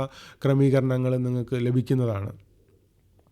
ഡോക്ടറെ കാണാമെന്ന് ഞങ്ങൾ പറയുമ്പോൾ അതിന് സമ്മതിക്കുകയല്ല. എനിക്ക് കുഴപ്പമൊന്നുമില്ല, ഞാൻ നിങ്ങൾ പോയി കണ്ടോളാൻ പറയും. ചില ആൾക്കാർക്ക് ഈ ഇൻസൈറ്റ്സ് എന്ന് പറയും, അതായത് അവർക്ക് ഉള്ള ബുദ്ധിമുട്ടുകളെക്കുറിച്ച് പ്രോപ്പറായിട്ടുള്ളൊരു ഇൻസൈറ്റ് അവർക്ക് ഉണ്ടാവാറില്ല. അവർക്ക് അസുഖങ്ങളില്ല, ബുദ്ധിമുട്ടില്ല എന്നാ തോന്നുക, ഇല്ല എന്നാ പറയും. അപ്പോൾ എപ്പോഴും സൈക്കോളജിക്കൽ അല്ലെങ്കിൽ ഒരു സൈക്കാട്രിക് ഇവാലുവേഷനിൽ വളരെ ഇമ്പോർട്ടൻ്റ് ആയിട്ടുള്ളൊരു ഫാക്ടറാണ് ഇൻഫോർമെൻ്റ് എന്ന് പറയും. അതായത് കൂടെ വരുന്ന ആളുടെ വെർഷൻ അത് എത്രത്തോളം റിലയബിൾ ആണ്, എത്രത്തോളം ക്ലോസ് ആയിട്ടുള്ള ഒരാളാണ്. അപ്പോൾ ആളുടെ ഒരു വെർഷൻ കൂടെ എടുത്തിട്ടായിരിക്കും ഒരു പ്രോപ്പറായിട്ടുള്ള ഇവാലുവേഷൻ മോസ്റ്റ്ലി നടത്തുന്നത്. അപ്പോഴാണ് നമുക്ക് കംപ്ലീറ്റ് ആയിട്ടുള്ളൊരു പിക്ചർ കിട്ടുക. അപ്പം നിങ്ങൾക്ക് പറയാനുള്ള കാര്യങ്ങൾ തീർച്ചയായിട്ടും മെൻ്റൽ ഹെൽത്ത് പ്രൊഫഷണൽസിൻ്റെ അടുത്ത് പറയാം. അവരതെല്ലാം കൂടെ ഇവാലുവേറ്റ് ചെയ്തതിന് ശേഷമായിരിക്കും അവരൊരു ഡിസിഷനിലേക്ക് വരിക. വേറെ ഒരു അസുഖവും ഇല്ല. അതെ അതെ, മനസ്സിലായി, തീർച്ചയായും. അതെ, വിളിച്ചതിന് നന്ദി. അപ്പോൾ സാറ് നേരത്തെ പറഞ്ഞതിൻ്റെ കണ്ടിന്യൂഷനായിട്ടൊരു കാര്യം കൂടെ ചോദിക്കട്ടെ. ഇപ്പോൾ എല്ലാ കാര്യങ്ങളും നടത്തി കൊടുത്ത് നമ്മൾ കുട്ടികളെ വളർത്തുന്നു. അപ്പം അവർ വിചാരിക്കുന്നത് നമ്മുടെ ആഗ്രഹങ്ങളും ഇഷ്ടങ്ങളും എല്ലാ കാര്യവും ഡിമാൻഡ്സ് എല്ലാം നടന്ന് കിട്ടും എന്നുള്ളതാണ്. അപ്പോൾ ഒരു പർട്ടിക്കുലർ പോയിന്റിന് ശേഷം ആരെങ്കിലും അവരോട് നോ പറയുന്നു, അല്ലെങ്കിൽ എന്തെങ്കിലും ഒരു ഇൻസിഡൻറ്റിൽ അവർക്ക് ആഗ്രഹിച്ച പോലെ നടക്കാതെ വരുമ്പോൾ അതിനോട് പ്രതികാരം കാണിക്കുന്ന ആൾക്കാർ, റിവെഞ്ച്, അതുപോലെ അവരെ ആ ഓപ്പോസിറ്റ് ആയിട്ടുള്ള ഇപ്പോൾ പ്രണയബന്ധങ്ങളിൽ നമ്മൾ ഒരുപാട് വാർത്തകൾ കാണുന്നുണ്ട്. ഓപ്പോസിറ്റ് നോ പറയുമ്പോൾ റിജക്ഷൻ താങ്ങാനാവാതെ മറ്റേ ആളെ ഉപദ്രവിക്കുന്നതും വളരെ മോശമായിട്ടുള്ള ഒരു സാഹചര്യത്തിലൂടെ പോകുന്നതൊക്കെ നമ്മൾ കാണുന്നുണ്ട്. അപ്പോൾ എങ്ങനെയാണ് നമ്മൾ കുട്ടികളെ പവർ ഓഫ് നോ എന്ന് പറയുന്നൊരു കാര്യം പറഞ്ഞ് പഠിപ്പിക്കുന്നത്? ഇപ്പോൾ കുഞ്ഞിലേ തന്നെ നമ്മൾ ആഹാരം കൊടുത്ത് കുഞ്ഞിന് വയറ് വീർത്താലും വിശപ്പില്ലെങ്കിൽ നമ്മൾ പിന്നെയും കുത്തി പിന്നെ ഇതും കൂടെ എന്ന് പറയുമ്പോൾ കുഞ്ഞിന് നോയാണോ യെസ് ആണോ എന്താണ് ഒരു കൺഫ്യൂസിങ് ആയിട്ടുള്ള ഒരു സ്റ്റേജിലാണ് അവർ വളർന്നു വരുന്നത്. അപ്പോൾ വലുതാകുമ്പോൾ നമ്മൾ ഈ നോയുടെ വാല്യൂ അവർ മനസ്സിലാക്കണമെന്ന് വിചാരിച്ചാൽ പറ്റുന്നില്ല. എങ്ങനെയാണ് ഒരു പാരൻറ്റിങ്ങിൽ, ഹെൽത്തി പാരൻറ്റിങ്ങിൽ നോയുടെ വാല്യൂ പറഞ്ഞ് നമുക്ക് മനസ്സിലാക്കി കുട്ടികളെ വളർത്താനായിട്ട് സാധിക്കുന്നത്? പല വെസ്റ്റേൺ സൈക്കോളജിസ്റ്റും ഞാൻ ശ്രദ്ധിച്ചിട്ടുള്ളത് ഈ നോ എന്ന് പറയുന്നത് ഒരു വൈറ്റമിനായിട്ടാണ് പറയുന്നത്. വൈറ്റമിൻ എൻ ആയിട്ട് പല സൈക്കോളജിസ്റ്റുമാരും ചിത്രീകരിക്കുന്നത് കണ്ടിട്ടുണ്ട്, ഒരു എന്താ പറയുക സിംബോളിക്കലി അറ്റ്ലീസ്റ്റ്. അപ്പം ഈ പാരൻസ് ആണ് ആദ്യമായിട്ട് കുട്ടികളെടുത്ത് നോ പറയേണ്ടത്. ഈ പുറത്ത് നിന്ന് ആൾക്കാർ നോ പറയുന്നതിന് മുന്നേ പാരൻസ് ആണ് നോ പറയേണ്ടത്. ഇപ്പം അതിനകത്ത് പലരും പറയുന്നതെന്ന് വെച്ചാൽ ഇപ്പം കുട്ടികളെ സംബന്ധിച്ചിടത്തോളം നീഡ്സും ഉണ്ട്, വാൺസും ഉണ്ട്. ഇപ്പം നീഡ്സ് എന്ന് പറയുന്നത് അവർക്ക് വേണ്ടുന്ന ബേസിക് ആയിട്ടുള്ള ഫുഡ് അല്ലെങ്കിൽ മിൽക്ക്, ബ്രെഡ് എന്നൊക്കെ നമ്മൾ പറയുന്നത്. അതേസമയം വാൺസ് എന്ന് പറയുന്നത് ചോക്ലേറ്റ്, ടോയ്സ്, അവർ ഡിമാൻഡ് ചെയ്യുന്ന കാര്യങ്ങൾ, അവർ പറയുന്നിടത്തേക്ക് നമ്മൾ കൊണ്ടുപോവുക, പറയുന്നത് വാങ്ങിച്ചു കൊടുക്കുക, അതെല്ലാം തന്നെ വാൺസ് കാറ്റഗറിയിലാണ് വരുന്നത്. അപ്പോൾ എക്സ്പേർട്സ് അല്ലെങ്കിൽ പ്രൊഫഷണലി റിസർച്ചേഴ്സൊക്കെ പറയുന്നത് ഈ നീഡ്സ് നമ്മൾ 100% മീറ്റ് ചെയ്യുക, അതേസമയം വാൺസ് നമ്മൾ 25% മീറ്റ് ചെയ്യാവും. കംപ്ലീറ്റ് ഡിനേയും ചെയ്യരുത്, അത് അവർക്ക് വേറെ രീതിയിലുള്ള ഡിനയൽ മോഡിലേക്ക് പോകും. അതേസമയം ഒരു ദിവസം ഒരു കോണ്ടെക്സ്റ്റിൽ കുട്ടി ആവശ്യപ്പെട്ടു, നമ്മൾ വാങ്ങിച്ചു കൊടുക്കരുത്. വേറൊരു ദിവസം വേറൊരു കോണ്ടെക്സ്റ്റിൽ കുട്ടി ആവശ്യപ്പെട്ടു, അന്നും വാങ്ങിച്ചു കൊടുക്കരുത്. വേറൊരു ദിവസം വേറൊരു കോണ്ടെക്സ്റ്റിൽ ആവശ്യപ്പെട്ടു, അന്നും വാങ്ങിച്ചു കൊടുക്കും. പക്ഷേ 4ാമത്തെ തവണ, അതായത് 25% നമ്മൾ മീറ്റ് ചെയ്യുകയാണെങ്കിൽ കുട്ടിക്ക് ആ വാൺസിനെ കുറിച്ച് അല്ലെങ്കിൽ ആ നോയുടെ സിഗ്നിഫിക്കൻസ് മനസ്സിലാവും, നമ്മൾ അതിന് കൊടുക്കേണ്ടുന്ന വാല്യൂവും കുട്ടിക്ക് മനസ്സിലാവും. മറ്റത് ഈ ഡിമാൻഡ് ചെയ്യുമ്പോൾ എല്ലാം തന്നെ ഓവർഫ്ലോ പോലെ കിട്ടുകയും അതിനൊന്നും ഒരു വാല്യൂ ഉണ്ടാകാത്ത ഒരു അവസ്ഥയിലേക്ക് കുട്ടികൾ വളർന്നു വരികയും ചെയ്യും. അപ്പോൾ ആദ്യമായി നോ പറയേണ്ടുന്നത് പാരൻസ് തന്നെയാണ്. അതിലൂടെയാണ് കുട്ടികൾ ഈ ലോകം എങ്ങനെയാണെന്ന് കുറേ കൂടെ ഡീപ്പായിട്ട് അത് റെക്കഗ്നൈസ് ചെയ്യുന്നത്. നമുക്ക് അടുത്ത കോളിലേക്ക് പോകാം. ഹലോ, ഡോക്ടറോട് ചോദിക്കും പരിപാടിയിലേക്ക് സ്വാഗതം. ആരാണ്? കരുണാകരൻ. സ്ഥലം കൂടെ പറയണേ. കാസർഗോഡ്. ഓക്കെ, സംസാരിച്ചോ. ഓക്കെ സാർ പറയണം. പിന്നെ എന്റെ പ്രശ്നം എന്ന് പറഞ്ഞാല് പിന്നെ 10-20 വർഷമായി ഒരു ഭയങ്കര പേടി പോലെയുള്ള ഒരു രോഗം. ഓക്കെ.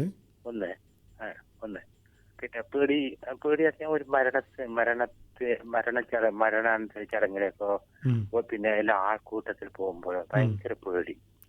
എന്നിട്ട് കുറെ കാലം പിന്നെ കാസർഗോഡ് നിന്ന് മരുന്ന് കഴിച്ചു. പിന്നെ പരിയാരം മെഡിക്കൽ കോളേജിൽ നിന്ന് പിന്നെ ഡ്രൂഹിൻ ഡോക്ടർ എന്ന് പറഞ്ഞ സാറിന്റെ മരുന്നാണ് ഇപ്പൊ കഴിക്കുന്നില്ല. സൈക്കാട്രി വിഭാഗത്തിലാണോ സാർ കണ്ടുകൊണ്ടിരിക്കുന്നത്? അതെ അതെ. Okay sir. ഇപ്പൊ എത്ര വയസ്സാണ് സാറിന്? ഏജ് എത്രയാണ്? വയസ്സ് എത്രയാണ്? ഏജ് 54. ഓക്കെ, പറഞ്ഞോളൂ. പിന്നെ അപ്പോ ഇത് നമുക്ക് ജോലിക്ക് പോകാൻ പറ്റുന്നില്ല, ഒന്നാമത്തെ പ്രശ്നം. പിന്നെ അത് പിന്നെ തലയിൽ ബ്ലോക്ക് വന്നിട്ട് പിന്നെ കൈയും കാലും തളർന്നു പോയി. അതെ, തളർച്ച വന്നു. അങ്ങനെ വീട്ടിൽ തന്നെ ഒരു ജോലി എടുക്കാൻ ഒരു താല്പര്യവും ഇൻട്രസ്റ്റോ ഒന്നും ഇല്ല. പിന്നെ അതുകൊണ്ട് സോളന്റ് 0.5 3 നേരം ഓരോന്നോരോന്ന് കഴിക്കുന്നുണ്ട്. മുമ്പ് 3-4 തരം ഗുളിക ഉണ്ടായിരുന്നു കഴിക്കുന്നത്. ഇപ്പൊ ഒരു ഗുളിക, പിന്നെ പ്രഷറിന്റെ, ഷുഗറിന്റെ, കൊളസ്ട്രോളിന്റെ, പിന്നെ ഇത് കാൽ തളർന്നതിന്റെ ഗുളിക, ഇതെല്ലാം കഴിക്കുന്നുണ്ട്. ഇപ്പൊ ഉറക്കമൊക്കെ എങ്ങനെയുണ്ട്?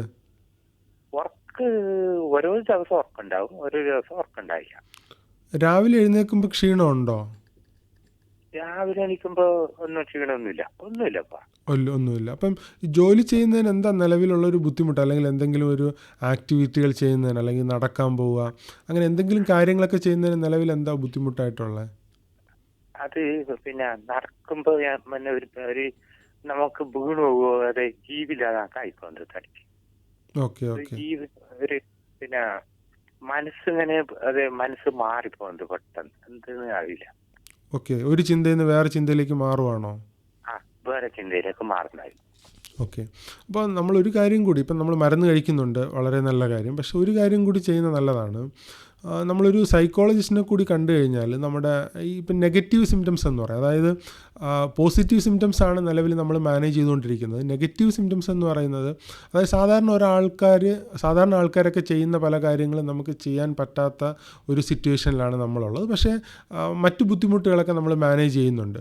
അപ്പം അത് മാറ്റണമെങ്കിൽ കുറച്ചും കൂടെ ഡീറ്റെയിൽ ആയിട്ട് റെഗുലറായിട്ട് നമ്മളൊരു സൈക്കോളജിസ്റ്റിനെ കൂടെ കാണുകയാണെങ്കിൽ നമ്മളുടെ ലൈഫിലെ സിറ്റുവേഷൻ ഈ ഡീറ്റെയിൽ ആയിട്ട് ഇവാലുവേറ്റ് ചെയ്തതിന് ശേഷം നമ്മുടെ ലൈഫ് ഇങ്ങനെ കുറേ കൂടെ ബെറ്ററായിട്ട് ഫങ്ഷനിങ് ആക്കാമെന്നുള്ളത് പറഞ്ഞു തരും. അപ്പോൾ അതും കൂടെ ചെയ്യുകയാണെങ്കിൽ. ഞാൻ ഒരുപാട് വർഷം കൗൺസിലിങ്ങിനും പോയി. അപ്പോൾ നമ്മൾ മരുന്ന് കഴിക്കുന്നുണ്ടായിരുന്നോ? അപ്പോൾ മരുന്ന് കഴിക്കുന്നുണ്ടായിരുന്നു. ഓക്കെ. അപ്പം നമുക്ക് വേണ്ടുന്ന ഇമ്പ്രൂവ്മെന്റ് വരും. പ്രൊഫസർ ഡ്രൂഹിൻ ഡോക്ടർ പറഞ്ഞാൽ പ്രൊഫസർ അല്ലേ? ഓക്കെ. പരിയാരം മെഡിക്കൽ കോളേജ് പ്രൊഫസറാണ്. ഓക്കെ. അതെ, അവരെ മരുന്നിനാണ് ഇപ്പൊ ഇങ്ങനെ ഓരോ ദിവസം നല്ല ഇൻട്രസ്റ്റ് ഉണ്ടാവും, എല്ലാവരും പോകും. ഒരു ദിവസം പോകാൻ പറ്റിയില്ല. പിന്നെ ഞാൻ മരപ്പണിയാണ് എടുത്തോണ്ടായത്. മരപ്പണി എടുത്തിട്ട് പിന്നെ ഒരു കൈ തളർന്നു പോയത് കൊണ്ട് അത് മുട്ടിയുണ്ട് അടിക്കാൻ പറ്റുന്നില്ല, കത്താൻ പറ്റുന്നില്ല. അങ്ങനെ എന്റെ പ്രശ്നം. പണിയെടുക്കാതെ 8 വർഷമായി. കൗൺസിലിങ്ങിന് പോയ സമയത്ത് അവിടെ നിന്ന് ഡിസ്കസ് ചെയ്ത കാര്യങ്ങളൊക്കെ നമ്മൾ നടപ്പിലാക്കാൻ ശ്രമിച്ചായിരുന്നോ? ഞാൻ ശ്രമിച്ചു, എല്ലാം ശ്രമിച്ചു. ബസ്സിന് പോകാൻ ഒറ്റക്ക് പോകാൻ പറ്റാത്ത സ്ഥിതി ഉണ്ടായിരുന്നു. അങ്ങനെ ഇപ്പോ ഓരോ ടൈമിലും ഒറ്റക്ക് പോകണം പോവാം. പിന്നെ ഓരോ ടൈമിനും എവിടെയും പോകാൻ പറ്റുന്നില്ല. അതാണ് മെയിൻ പ്രശ്നം. മനസ്സിലായി. എന്തായാലും നമുക്ക് മുൻപത്തെക്കാളും ഒരുപാട് വ്യത്യാസം ഉണ്ടല്ലോ. നമ്മൾ മുൻപ് നമുക്കുണ്ടായിരുന്നതിനേക്കാളും മെച്ചമല്ലേ ഇപ്പം നമുക്ക് വന്നിരിക്കുന്നത് നിലവിൽ? അതെ, മെച്ചമല്ലേ, നല്ല മെച്ചമുണ്ട്. നല്ല മെച്ചമാണ്. അപ്പം എനിക്ക് തോന്നുന്നത് ഈ ഒരു അവസരത്തിൽ നമ്മളൊരു വീണ്ടും ഒരു സൈക്കോളജിസ്റ്റിനെ അല്ലെങ്കിൽ ഒരു കൗൺസിലിങ്ങിനൂടെ നമ്മൾ വിധേയമാവുകയാണെങ്കിൽ മുമ്പത്തെക്കാളും മാനസികാവസ്ഥ നമുക്കിപ്പോൾ കുറേ കൂടെ ഇമ്പ്രൂവ് ചെയ്ത സ്ഥിതിക്ക് കുറേ കൂടെ ആക്റ്റീവായിട്ട് വരാൻ കഴിയുമെന്നാണ് എനിക്ക് തോന്നുന്നത്. അപ്പം തീർച്ചയായിട്ടും നമ്മളൊരു സൈക്കോളജി കൺസൾട്ടേഷൻ കൂടെ ഒന്ന് എടുത്ത് നോക്കണം. അത് നമ്മുടെ ലൈഫിനെ ചിലപ്പോൾ ഹെൽപ്പ് ചെയ്തേക്കാം. അതാരാ സാറേ കാണിക്കേണ്ടത്? നമ്മുടെ നിയറസ്റ്റ് ആയിട്ടുള്ള ഒരു ഹോസ്പിറ്റലിൽ പോയാൽ മതി. അത് എന്റെ ഫ്രണ്ടുകളാണ് എല്ലാം ഗവൺമെന്റ് ഹോസ്പിറ്റൽ കാസർഗോഡ് ഉള്ളത്. എല്ലാ ഡോക്ടർമാരും എന്റെ ഫ്രണ്ടാണ്. ഞാൻ ഹോസ്പിറ്റലിൽ പണിയെടുത്തു. നമ്മള് നിലവിൽ കാണിച്ചുകൊണ്ടിരിക്കുന്ന സൈക്കാട്രിസ്റ്റിനെ എവിടെയാണോ കാണിക്കുന്ന അവിടെ തന്നെ സൈക്കോളജിസ്റ്റിനെ കണ്ടാൽ മതി. അപ്പം നിങ്ങൾക്ക് തുടർച്ചയായിട്ട് രണ്ടും ഒരുമിച്ച് കാണിക്കാനൊക്കെ സാധിക്കുമല്ലോ. ഓക്കെ.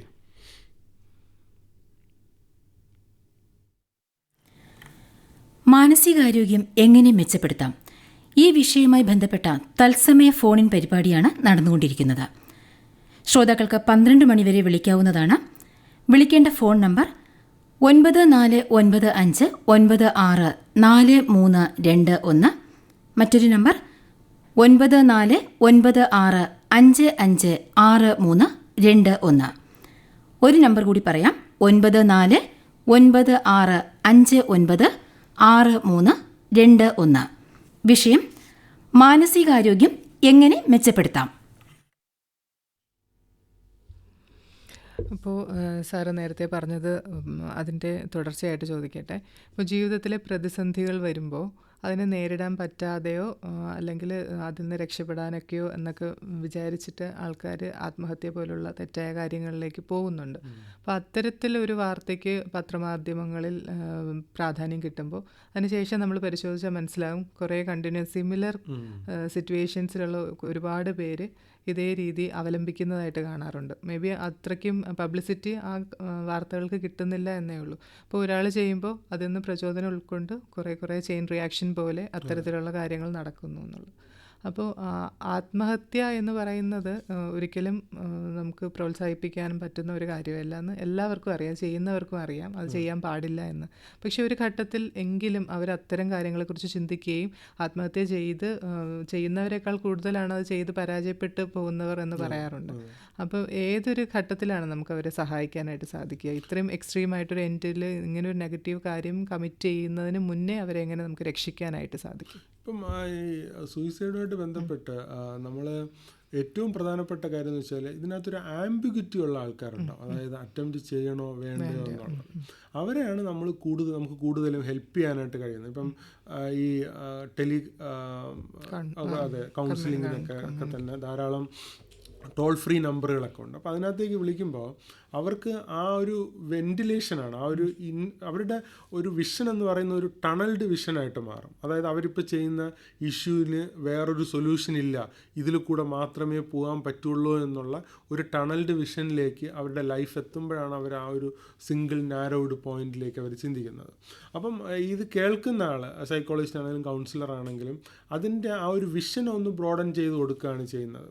അപ്പം ഈ ടോൾ ഫ്രീ നമ്പറുകളിലേക്ക് വരുന്ന കോളുകളൊക്കെ തന്നെ ഈ ആംബിഗ്വിറ്റി ഉള്ളവരാണ്. പക്ഷേ നമ്മൾ വാർത്തകളിൽ കാണുന്നതെല്ലാം തന്നെ മോസ്റ്റ്ലി ഈ ആംബിഗ്വിറ്റി ഉള്ളവരായിരിക്കില്ല. അവർ ഹൈലി ഡിറ്റർമിൻഡ് ആയിട്ട് ചെയ്യണമെന്ന് വിചാരിക്കുമ്പോഴാണ് കൂടുതലും അങ്ങനെ സംഭവിക്കുന്നത്. പക്ഷേ ഈ ആംബിഗ്വിറ്റി ഉള്ള ആൾക്കാരെ നമുക്ക് കൂടുതലും സേവ് ചെയ്യാനായിട്ട് കഴിയുമെന്നാണ് ഞാൻ മനസ്സിലാക്കുന്നത്.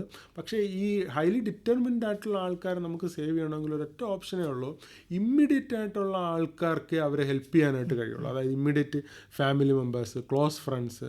അതായത് ഇപ്പം നമ്മുടെ ഒരു ഫ്രണ്ട് അല്ലെങ്കിൽ നമ്മുടെ ഒരു ഫാമിലി മെമ്പർ നമ്മളോട് മുമ്പ് സംസാരിക്കുന്ന പോലെ സംസാരിക്കാതെ ആയി, അല്ലെങ്കിൽ നമ്മൾ മുഖത്ത് നോക്കുമ്പോൾ ഒരു വിഷമമുള്ളതായിട്ട് കാണുകയാണ്, അല്ലെങ്കിൽ മറ്റു ആൾക്കാരുമായിട്ട് ഇൻട്രാക്ട് ചെയ്യുന്ന, അല്ലെങ്കിൽ ഒരു സോഷ്യൽ വിഡ്രോവൽ, മറ്റു ആൾക്കാരുമായിട്ട് ഇൻട്രാക്ട് ചെയ്യുന്നതിലൊരു കുറവ് കാണുകയാണ്. അപ്പോൾ അങ്ങനെയൊക്കെ വരുമ്പോൾ നമ്മൾ അവരോട് സംസാരിക്കുകയും കൂടുതൽ അടുക്കുകയും ചെയ്താൽ മാത്രമേ അങ്ങനെയുള്ളവരെ നമുക്ക് രക്ഷിച്ചെടുക്കാനായിട്ട് സാധിക്കും. ഓക്കെ, അടുത്ത കോളിലേക്ക് പോകാം. ഹലോ, ഡോക്ടറോട് ചോദിക്കും പരിപാടിയിലേക്ക് സ്വാഗതം. പേര് പറയാമോ? ശോഭന. എന്റെ മകളുടെ കുട്ടിക്ക് വേണ്ടിയിട്ടാണ്. സംസാരിച്ചോളൂ. മകളുടെ കുട്ടിക്ക് ഇപ്പൊ വരുന്ന മാസത്തിലേക്ക് 9 വയസ്സാവും. ആ കുട്ടി ഇപ്പൊ 2ാം ക്ലാസ്സിലാണ് പഠിക്കുന്നത്. ആ കുട്ടിക്ക് ഇപ്പോ പഠനത്തിൽ ഭയങ്കര ബുദ്ധിമുട്ട്, ശ്രദ്ധിക്കില്ല, വീട്ടില് വന്നാലും ഇരിക്കുകയില്ലേ പഠിക്കാനൊന്നും. പിന്നെ മാഷന്മാരൊക്കെ ഞങ്ങൾ വെച്ച് അവരുടെ അടുത്ത് ഇരിക്കുകയില്ല, ശ്രദ്ധിക്കുന്നില്ല. ഭയങ്കര മാനസിക വിഷമത്തിലാണ് ഞങ്ങള്. കുട്ടിയുടെ അമ്മയും ഞാനും. കുട്ടിയുടെ അമ്മയ്ക്ക് ജോലി ഉണ്ടായിരുന്നു, അവർ റിസൈൻ ചെയ്തു കുട്ടിയുടെ ഇരിക്കാൻ വേണ്ടിയിട്ട്. അപ്പൊ എന്നിട്ടും കുട്ടി അതിലേക്കും വഷളാവുന്നത്. അത് എന്താ ചെയ്യേണ്ടതെന്ന് ഞങ്ങൾക്കൊരു പിടിയില്ല. സ്കൂളിൽ ചെന്നാൽ ശ്രദ്ധിക്കില്ല, കുട്ടിയുടെ ടീച്ചർ പരാതിയാണ്. അപ്പോൾ ആ കുട്ടിയെ സംബന്ധിച്ചിടത്തോളം പ്രോപ്പറായിട്ട് ഡീറ്റെയിൽ ആയിട്ട് ഇവാലുവേറ്റ് ചെയ്യേണ്ടതായിട്ടുണ്ട്. കുട്ടികളിൽ സാധാരണ കാണുന്ന IQയിൽ എന്തെങ്കിലും വ്യത്യാസം ഉണ്ടെങ്കിൽ കുട്ടികൾക്ക് അങ്ങനെ വരാറുണ്ട്. പിന്നെ ADHD പോലുള്ള, അതായത് അറ്റൻഷൻ ഡെഫിസിറ്റ് ഹൈപ്പർ ആക്ടിവിറ്റി എന്ന് പറയുന്നൊരു ഡിസോർഡർ ഉണ്ട്. അപ്പോൾ അതിൻ്റെ ഫലമായിട്ടും ഇത്തരത്തിലുള്ള വ്യതിയാനങ്ങൾ കുട്ടികളിൽ കാണാറുണ്ട്. ചിലർക്ക് സ്പെസിഫിക് ലേണിംഗ് ഡിസോർഡർ എന്ന് പറയും. ചില കാര്യങ്ങൾ പഠിക്കുന്നതിൽ ചില ബുദ്ധിമുട്ട് പോലെ ഉണ്ടാവാറുണ്ട്. ചിലർക്ക് കണ്ടക്ട് ഡിസോർഡർ, അതായത് ഇപ്പം ചില റിപ്പീറ്റഡായിട്ട് കള്ളം പറയുക, അല്ലെങ്കിൽ ആൻറ്റി സോഷ്യൽ പേഴ്സണാലിറ്റി ഡിസോർഡറിൻ്റേതായിട്ടുള്ള ചൈൽഡ്ഹുഡ് ഫോം കാണിക്കുന്നതിനാണ് നമ്മൾ കണ്ടക്ട് ഡിസോർഡർ എന്ന് പറയുന്നത്. അത്തരത്തിലുള്ള സിംറ്റംസ് കാണിക്കാറുണ്ട്. അപ്പം ആ കുട്ടിയെ കൂടെ ഇരുത്തിക്കൊണ്ട് പാരൻസും കൂടെ ഇരുന്നുകൊണ്ട് ഡീറ്റെയിൽ ആയിട്ട് ഇവാലുവേറ്റ് ചെയ്ത് ഇത് ഏതിൻ്റെ സിംറ്റമാണ് കുട്ടിയിൽ ഉള്ളത് എന്ന് നമ്മൾ മനസ്സിലാക്കുമ്പോൾ കുറേ കൂടെ സ്പെസിഫിക് ആയിട്ട് നമുക്കൊരു ഇൻ്റർവെൻഷൻ കൊടുക്കാനായിട്ട് കഴിയും. അപ്പം തീർച്ചയായിട്ടും നമ്മൾ സ്കൂളിലോ അല്ലെങ്കിൽ നിയറസ്റ്റ് ആയിട്ടുള്ള ഏതെങ്കിലും ഒരു മെൻ്റൽ ഹെൽത്ത് പ്രൊഫഷണൽസിനെ സമീപിച്ച് കഴിഞ്ഞാൽ കുറേ കൂടെ ഡീറ്റെയിൽ ആയിട്ട് ഇവാലുവേറ്റ് ചെയ്യാനായിട്ട് കഴിയും. അപ്പം ഏത് സിംറ്റംസ് ആണ് കൂടുതൽ കാണിക്കുന്നതെന്ന് നമ്മൾ ഇവാലുവേറ്റ് ചെയ്യുക ഞാൻ ഈ പറഞ്ഞ ഡിസോർഡേഴ്സിൽ നിന്ന്. എന്നിട്ട് നമുക്ക് കുറേ കൂടെ സിസ്റ്റമാറ്റിക്കായിട്ട് ഈ ഒരു പ്രോബ്ലത്തിനെ കാണുകയാണെങ്കിൽ ഒരു പരിധിവരെ, അല്ലെങ്കിൽ ഇതൊരു മാനേജ് ചെയ്ത് കുറേ കൂടെ ബെറ്റർ ആയിട്ടുള്ള സിറ്റുവേഷനിലേക്ക് കൊണ്ടുവരാനായിട്ട് കഴിയുമെന്നാണ് എനിക്ക് തോന്നുന്നത്. അപ്പം പാരൻസ് തന്നെയാണ് തീർച്ചയായിട്ടും കുട്ടികളുടെ കാര്യത്തിൽ കുറേ കൂടെ സീരിയസ് ആയിട്ടും ഇൻ്റർവെൻഷൻസും ഡിസിപ്ലിനറി ആയിട്ടുള്ള കാര്യങ്ങളും എല്ലാം മോണിറ്റർ ചെയ്യേണ്ടതെന്നാണ് എനിക്ക് പറയാനുള്ളത്. ഓക്കെ, വിളിച്ചതിന് നന്ദി. ഇപ്പോൾ സാറ് നമ്മൾ നേരത്തെ സംസാരിച്ചുകൊണ്ടിരുന്ന കാര്യത്തിൽ നിന്ന് ചോദിക്കട്ടെ. ഇപ്പോൾ മൈൻഡ്ഫുൾ ലിസണിങ് എന്ന് പറയുന്നത് മാനസികാരോഗ്യ രംഗത്ത് വളരെയധികം പ്രാധാന്യമുള്ളൊരു കാര്യമാണല്ലോ. അപ്പോൾ ഒരാൾക്കൊരു പ്രശ്നം പറയാനുണ്ടെങ്കിൽ അയാൾ ജഡ്ജ് ചെയ്യാതെ അത് കേൾക്കുമോ, അല്ലെങ്കിൽ നമ്മൾ സംസാരിക്കാനായിട്ട് പോകുമ്പോൾ തിരക്കാണെന്ന് പറയുക, അങ്ങനെയൊക്കെ ഉള്ളതല്ലാതെ നമുക്ക് മൈൻഡ്ഫുൾ ലിസണിങ് നടത്തിയാൽ തന്നെ ഒരുപാടധികം ജീവിതങ്ങളിൽ മാറ്റം കൊണ്ടുവരാനായിട്ട് സാധിക്കില്ലേ? എന്താണ് ഒരു മൈൻഡ്ഫുൾ ലിസണിങ്ങിൻ്റെ ക്രൈറ്റീരിയ എന്നൊന്ന് പറയാം. തീർച്ചയായിട്ടും ഇപ്പോൾ ഈ ലിസണിങ് അല്ല, ഒരു മനുഷ്യനെ സംബന്ധിച്ചിടത്തോളം ലോൺലിനെസ് ഭയങ്കര പ്രോബ്ലമാണ് ആക്ച്വലി. ഇപ്പോൾ ഇൻ്റർനാഷണലി തന്നെ ലോൺലിനെസ് ക്രൈസിസ്, ഇപ്പോൾ നമുക്ക് നമ്മുടെയൊക്കെ വാട്സാപ്പ് എടുത്ത് നോക്കിക്കഴിഞ്ഞാൽ, നമ്മുടെ ഫേസ്ബുക്ക്, ഇൻസ്റ്റഗ്രാം എടുത്ത് നമുക്ക് ധാരാളം ഫ്രണ്ട്സ് കാണും. പക്ഷെ നമുക്ക് വിശ്വസിച്ച് പറയാൻ പറ്റുന്ന ഒരാളുണ്ടോ എന്ന് ചോദിച്ചാൽ അത് വളരെ ഡിഫിക്കൽട്ടാണ്. അപ്പോൾ അത് നമ്മുടെ ഇന്നത്തെ പോപ്പുലേഷൻ ഫേസ് ചെയ്യുന്ന വേറൊരു വളരെ പ്രധാനപ്പെട്ട ഒരു ഇഷ്യൂ. നേരത്തെ പറഞ്ഞ കാര്യമാണ് മീനിങ്ലെസ്നെസ്. അതുപോലെ തന്നെ ഒരു പ്രോബ്ലമാണ് ലോൺലിനെസ് എന്ന് പറയുന്നത്. അപ്പം ഈ മാരിറ്റൽ റിലേഷൻഷിപ്പിൽ, ഹസ്ബൻഡ് വൈഫ് റിലേഷൻഷിപ്പിൽ പോലും ഈ കമ്മ്യൂണിക്കേഷൻ എന്ന് പറയുന്നത് വളരെ വളരെ കുറവാണ്. അപ്പം യഥാർത്ഥത്തിൽ നമുക്ക് മാരേജിൻ്റെ അല്ലെങ്കിൽ ഒരു മാരിറ്റൽ ലൈഫിൻ്റെ ഒരു പ്രധാനപ്പെട്ട പർപ്പസാണ് നമുക്ക് എല്ലാ കാര്യങ്ങളും കമ്മ്യൂണിക്കേറ്റ് ചെയ്യാൻ കഴിയുക എന്നുള്ളത്. അപ്പം അറ്റ്ലീസ്റ്റ് അവർക്ക് നമുക്ക് ഏറ്റവും ബെസ്റ്റായിട്ടുള്ള നമ്മുടെ ഒരു ലിസണർ എന്ന് പറയുന്നത് നമ്മുടെ സ്പൗസ് തന്നെയാണ് മോസ്റ്റ്ലി. അപ്പോൾ നമുക്ക് എല്ലാ കാര്യങ്ങളും കമ്മ്യൂണിക്കേറ്റ് ചെയ്യാൻ ഒരു മാരിറ്റൽ അല്ലെങ്കിൽ ഒരു ഫാമിലി ടൈം എല്ലാ ദിവസവും ഉണ്ടാവുക എന്നുള്ളതാണ് ഏറ്റവും പ്രധാനപ്പെട്ട കാര്യം. നമ്മൾ ഓണസ്റ്റായിട്ടും ഫെയ്ത്ത്ഫുള്ളായിട്ടും സിൻസിയറായിട്ടും എല്ലാ കാര്യങ്ങളും മനസ്സ് തുറന്ന് പറയുകയാണെങ്കിൽ തീർച്ചയായിട്ടും നമുക്ക് അത്രയും സ്ട്രെസ്സും കോൺഫ്ലിക്ട്സും നമ്മുടെ ഉള്ളിൽ കുറയുകയും കുറേ കൂടെ ഫ്രീ ആയിട്ട് ഗ്രൗണ്ടഡായിട്ട് നമുക്ക് ലൈഫ് കണ്ടക്ട് ചെയ്യാനായിട്ട് കഴിയും. അപ്പം ഈ കമ്മ്യൂണിക്കേഷൻ്റെ ഏറ്റവും നമ്പർ 1 ക്വാളിറ്റി അല്ലെങ്കിൽ ഒരു ക്യാരക്ടറിസ്റ്റിക്സ് എന്ന് പറയുന്നത് ഓണസ്റ്റായിട്ട് കമ്മ്യൂണിക്കേറ്റ് ചെയ്യുക എന്നുള്ളതാണ്. നമ്മൾ എന്തെങ്കിലും കാര്യം മറച്ചു വെച്ചിട്ടാണ് നമ്മൾ ഫ്രണ്ടിനോട് അല്ലെങ്കിൽ നമ്മുടെ സ്പൗസിനോട് നമ്മൾ സംസാരിക്കുന്നതെങ്കിൽ ഈ കമ്മ്യൂണിക്കേഷൻ കൊണ്ട് യാതൊരു യൂസും നമുക്കുണ്ടാവില്ല. പക്ഷേ നമ്മൾ പറയുന്ന ആൾ നമ്മളിൽ നിന്നുള്ള ബെസ്റ്റ് വരാൻ വേണ്ടിയിട്ടുള്ള ആഗ്രഹിക്കുന്ന ആളായിരിക്കണം, എങ്കിലേ നമുക്ക് ഈ പറയുന്നത് കൊണ്ട് ഗുണം ഉണ്ടാവുള്ളൂ. അല്ലാതെ ഒരു എന്താ പറയുക, നമ്മളെ വേറൊരാൾ കാണാൻ ആഗ്രഹമില്ലാത്ത ആൾക്കാരാണെങ്കിൽ ഒരിക്കലും നമ്മൾ പറയുന്നത് കൊണ്ട് ഗുണമില്ല. അപ്പോൾ ആക്റ്റീവായിട്ടുള്ളൊരു ലിസണിങ് ഉണ്ടാവുക എന്നുള്ളത് നമ്മളെ സംബന്ധിച്ചിടത്തോളം, എല്ലാ ഇൻഡിവിജ്വൽസിനെ സംബന്ധിച്ചിടത്തോളം വളരെ വളരെ ഇമ്പോർട്ടൻ്റ് ആയിട്ടുള്ള, കാരണം ലൈഫ് എന്ന് പറഞ്ഞാൽ നമ്മളിപ്പോൾ പാർക്കിൽ കൂടെ നടക്കുന്ന പോലെ അല്ലെങ്കിൽ ബീച്ചിൽ കൂടെ നടക്കുന്ന പോലെ അതൊരു ഈസി ആയിട്ടുള്ളൊരു ഗെയിമല്ല. വളരെ ടഫായിട്ടുള്ളൊരു ഗെയിമാണ്. പക്ഷേ ത്രില്ലിംഗ് ആണ്, മീനിങ് ഉണ്ട്, ബ്യൂട്ടി ഉണ്ട്. അപ്പോൾ ആ ബേസിൽ ഒരു പർപ്പസ് ഉണ്ട്. ആ ഒരു ബേസിൽ നമ്മൾ ലൈഫ് ഓണസ്റ്റായിട്ട് കണ്ടക്ട് ചെയ്യാൻ ശ്രമിക്കുകയാണെങ്കിൽ വളരെ മീനിങ് ഫുള്ളായിട്ട് നമുക്ക് മുന്നോട്ട് പോകാൻ കഴിയുമെന്നാണ് ഞാൻ വിശ്വസിക്കുന്നത്. ഇപ്പോൾ ഒരാൾ പ്രശ്നം ഷെയർ ചെയ്യുമ്പോൾ വളരെ ക്ഷമയോടെ, ജഡ്ജ് ചെയ്യാതെ, ഒരു എംപത്തറ്റിക്കലി കേൾക്കുക എന്നുള്ളതാണ് നമുക്ക് ചെയ്യാൻ പറ്റുന്ന വളരെ കാര്യം. പ്രധാനപ്പെട്ട കാര്യമാണ്. നമുക്ക് അടുത്ത കോളിലേക്ക് പോകാം. ഹലോ, ഹലോ, ഡോക്ടറോട് ചോദിക്കാൻ പരിപാടിയിലേക്ക് സ്വാഗതം. പേര് പറയാമോ? മാഡം, ഞാൻ കായംകുളത്ത് ചേരാവിളിന്ന് വിളിക്കുകയാണ്. പേര് പറഞ്ഞാട്ടെ. എന്റെ പേര് പ്രകാശ്. നമുക്ക് സംസാരിച്ചോളൂ. ഹലോ പ്രകാശ്, പറഞ്ഞോളൂ. പറഞ്ഞോളൂ സാറേ. ഞാൻ 30 വർഷമായിട്ട് ഒരു ട്യൂട്ടോറിയൽ അധ്യാപകനായിരുന്നു സാറേ, ഇംഗ്ലീഷ് എടുക്കുന്നത്. ഓക്കെ, ഇപ്പം എത്ര വയസ്സാണ്? ഇപ്പൊ 55 വയസ്സ് കഴിഞ്ഞു സാറേ. ശരി, പറഞ്ഞോളൂ. അപ്പൊ ഞാൻ ഈ ട്യൂട്ടോറിയൽ നിൽക്കുന്ന സമയത്ത് തന്നെ സാറേ എനിക്ക് KSRTC ജോലി കിട്ടി സാറേ, കണ്ടക്ടറായിട്ട്. ഓക്കെ. 2004. ഓക്കെ. അപ്പൊ ഞങ്ങളെ എംപാനലായിട്ട് ഇട്ടിട്ടുണ്ടായിരുന്നു. അതിനുശേഷം സാറേ 2012 PSC ടെസ്റ്റ് എഴുതി കയറിയ സാർ. ഓക്കെ. 2012 സ്ഥിരപ്പെടുത്തി സാറേ.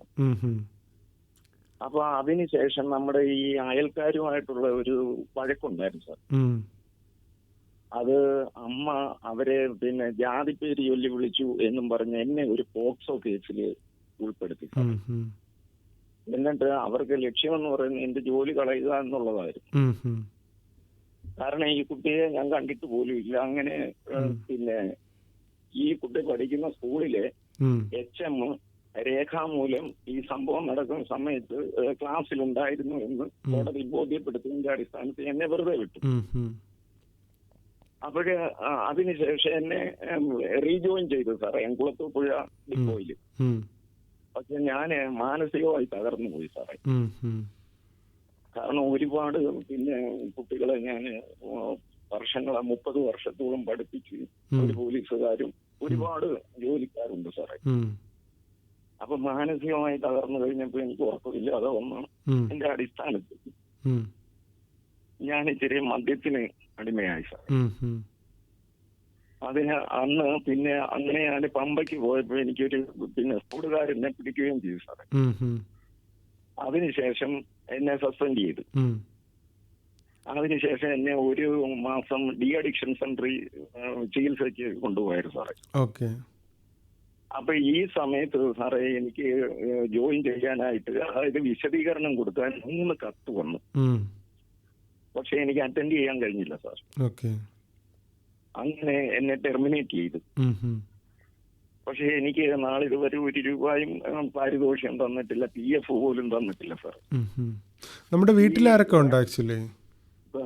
വീട്ടില് ഭാര്യയും 2 കുട്ടികളും പ്രായമായ അമ്മയും. അവരുമായിട്ടൊക്കെ എങ്ങനെ, നല്ല ബന്ധമാണോ? നമുക്ക് നല്ല ബന്ധമാണ് സാറേ. ഇപ്പൊ യാതൊരു കുഴപ്പമില്ല സാറേ.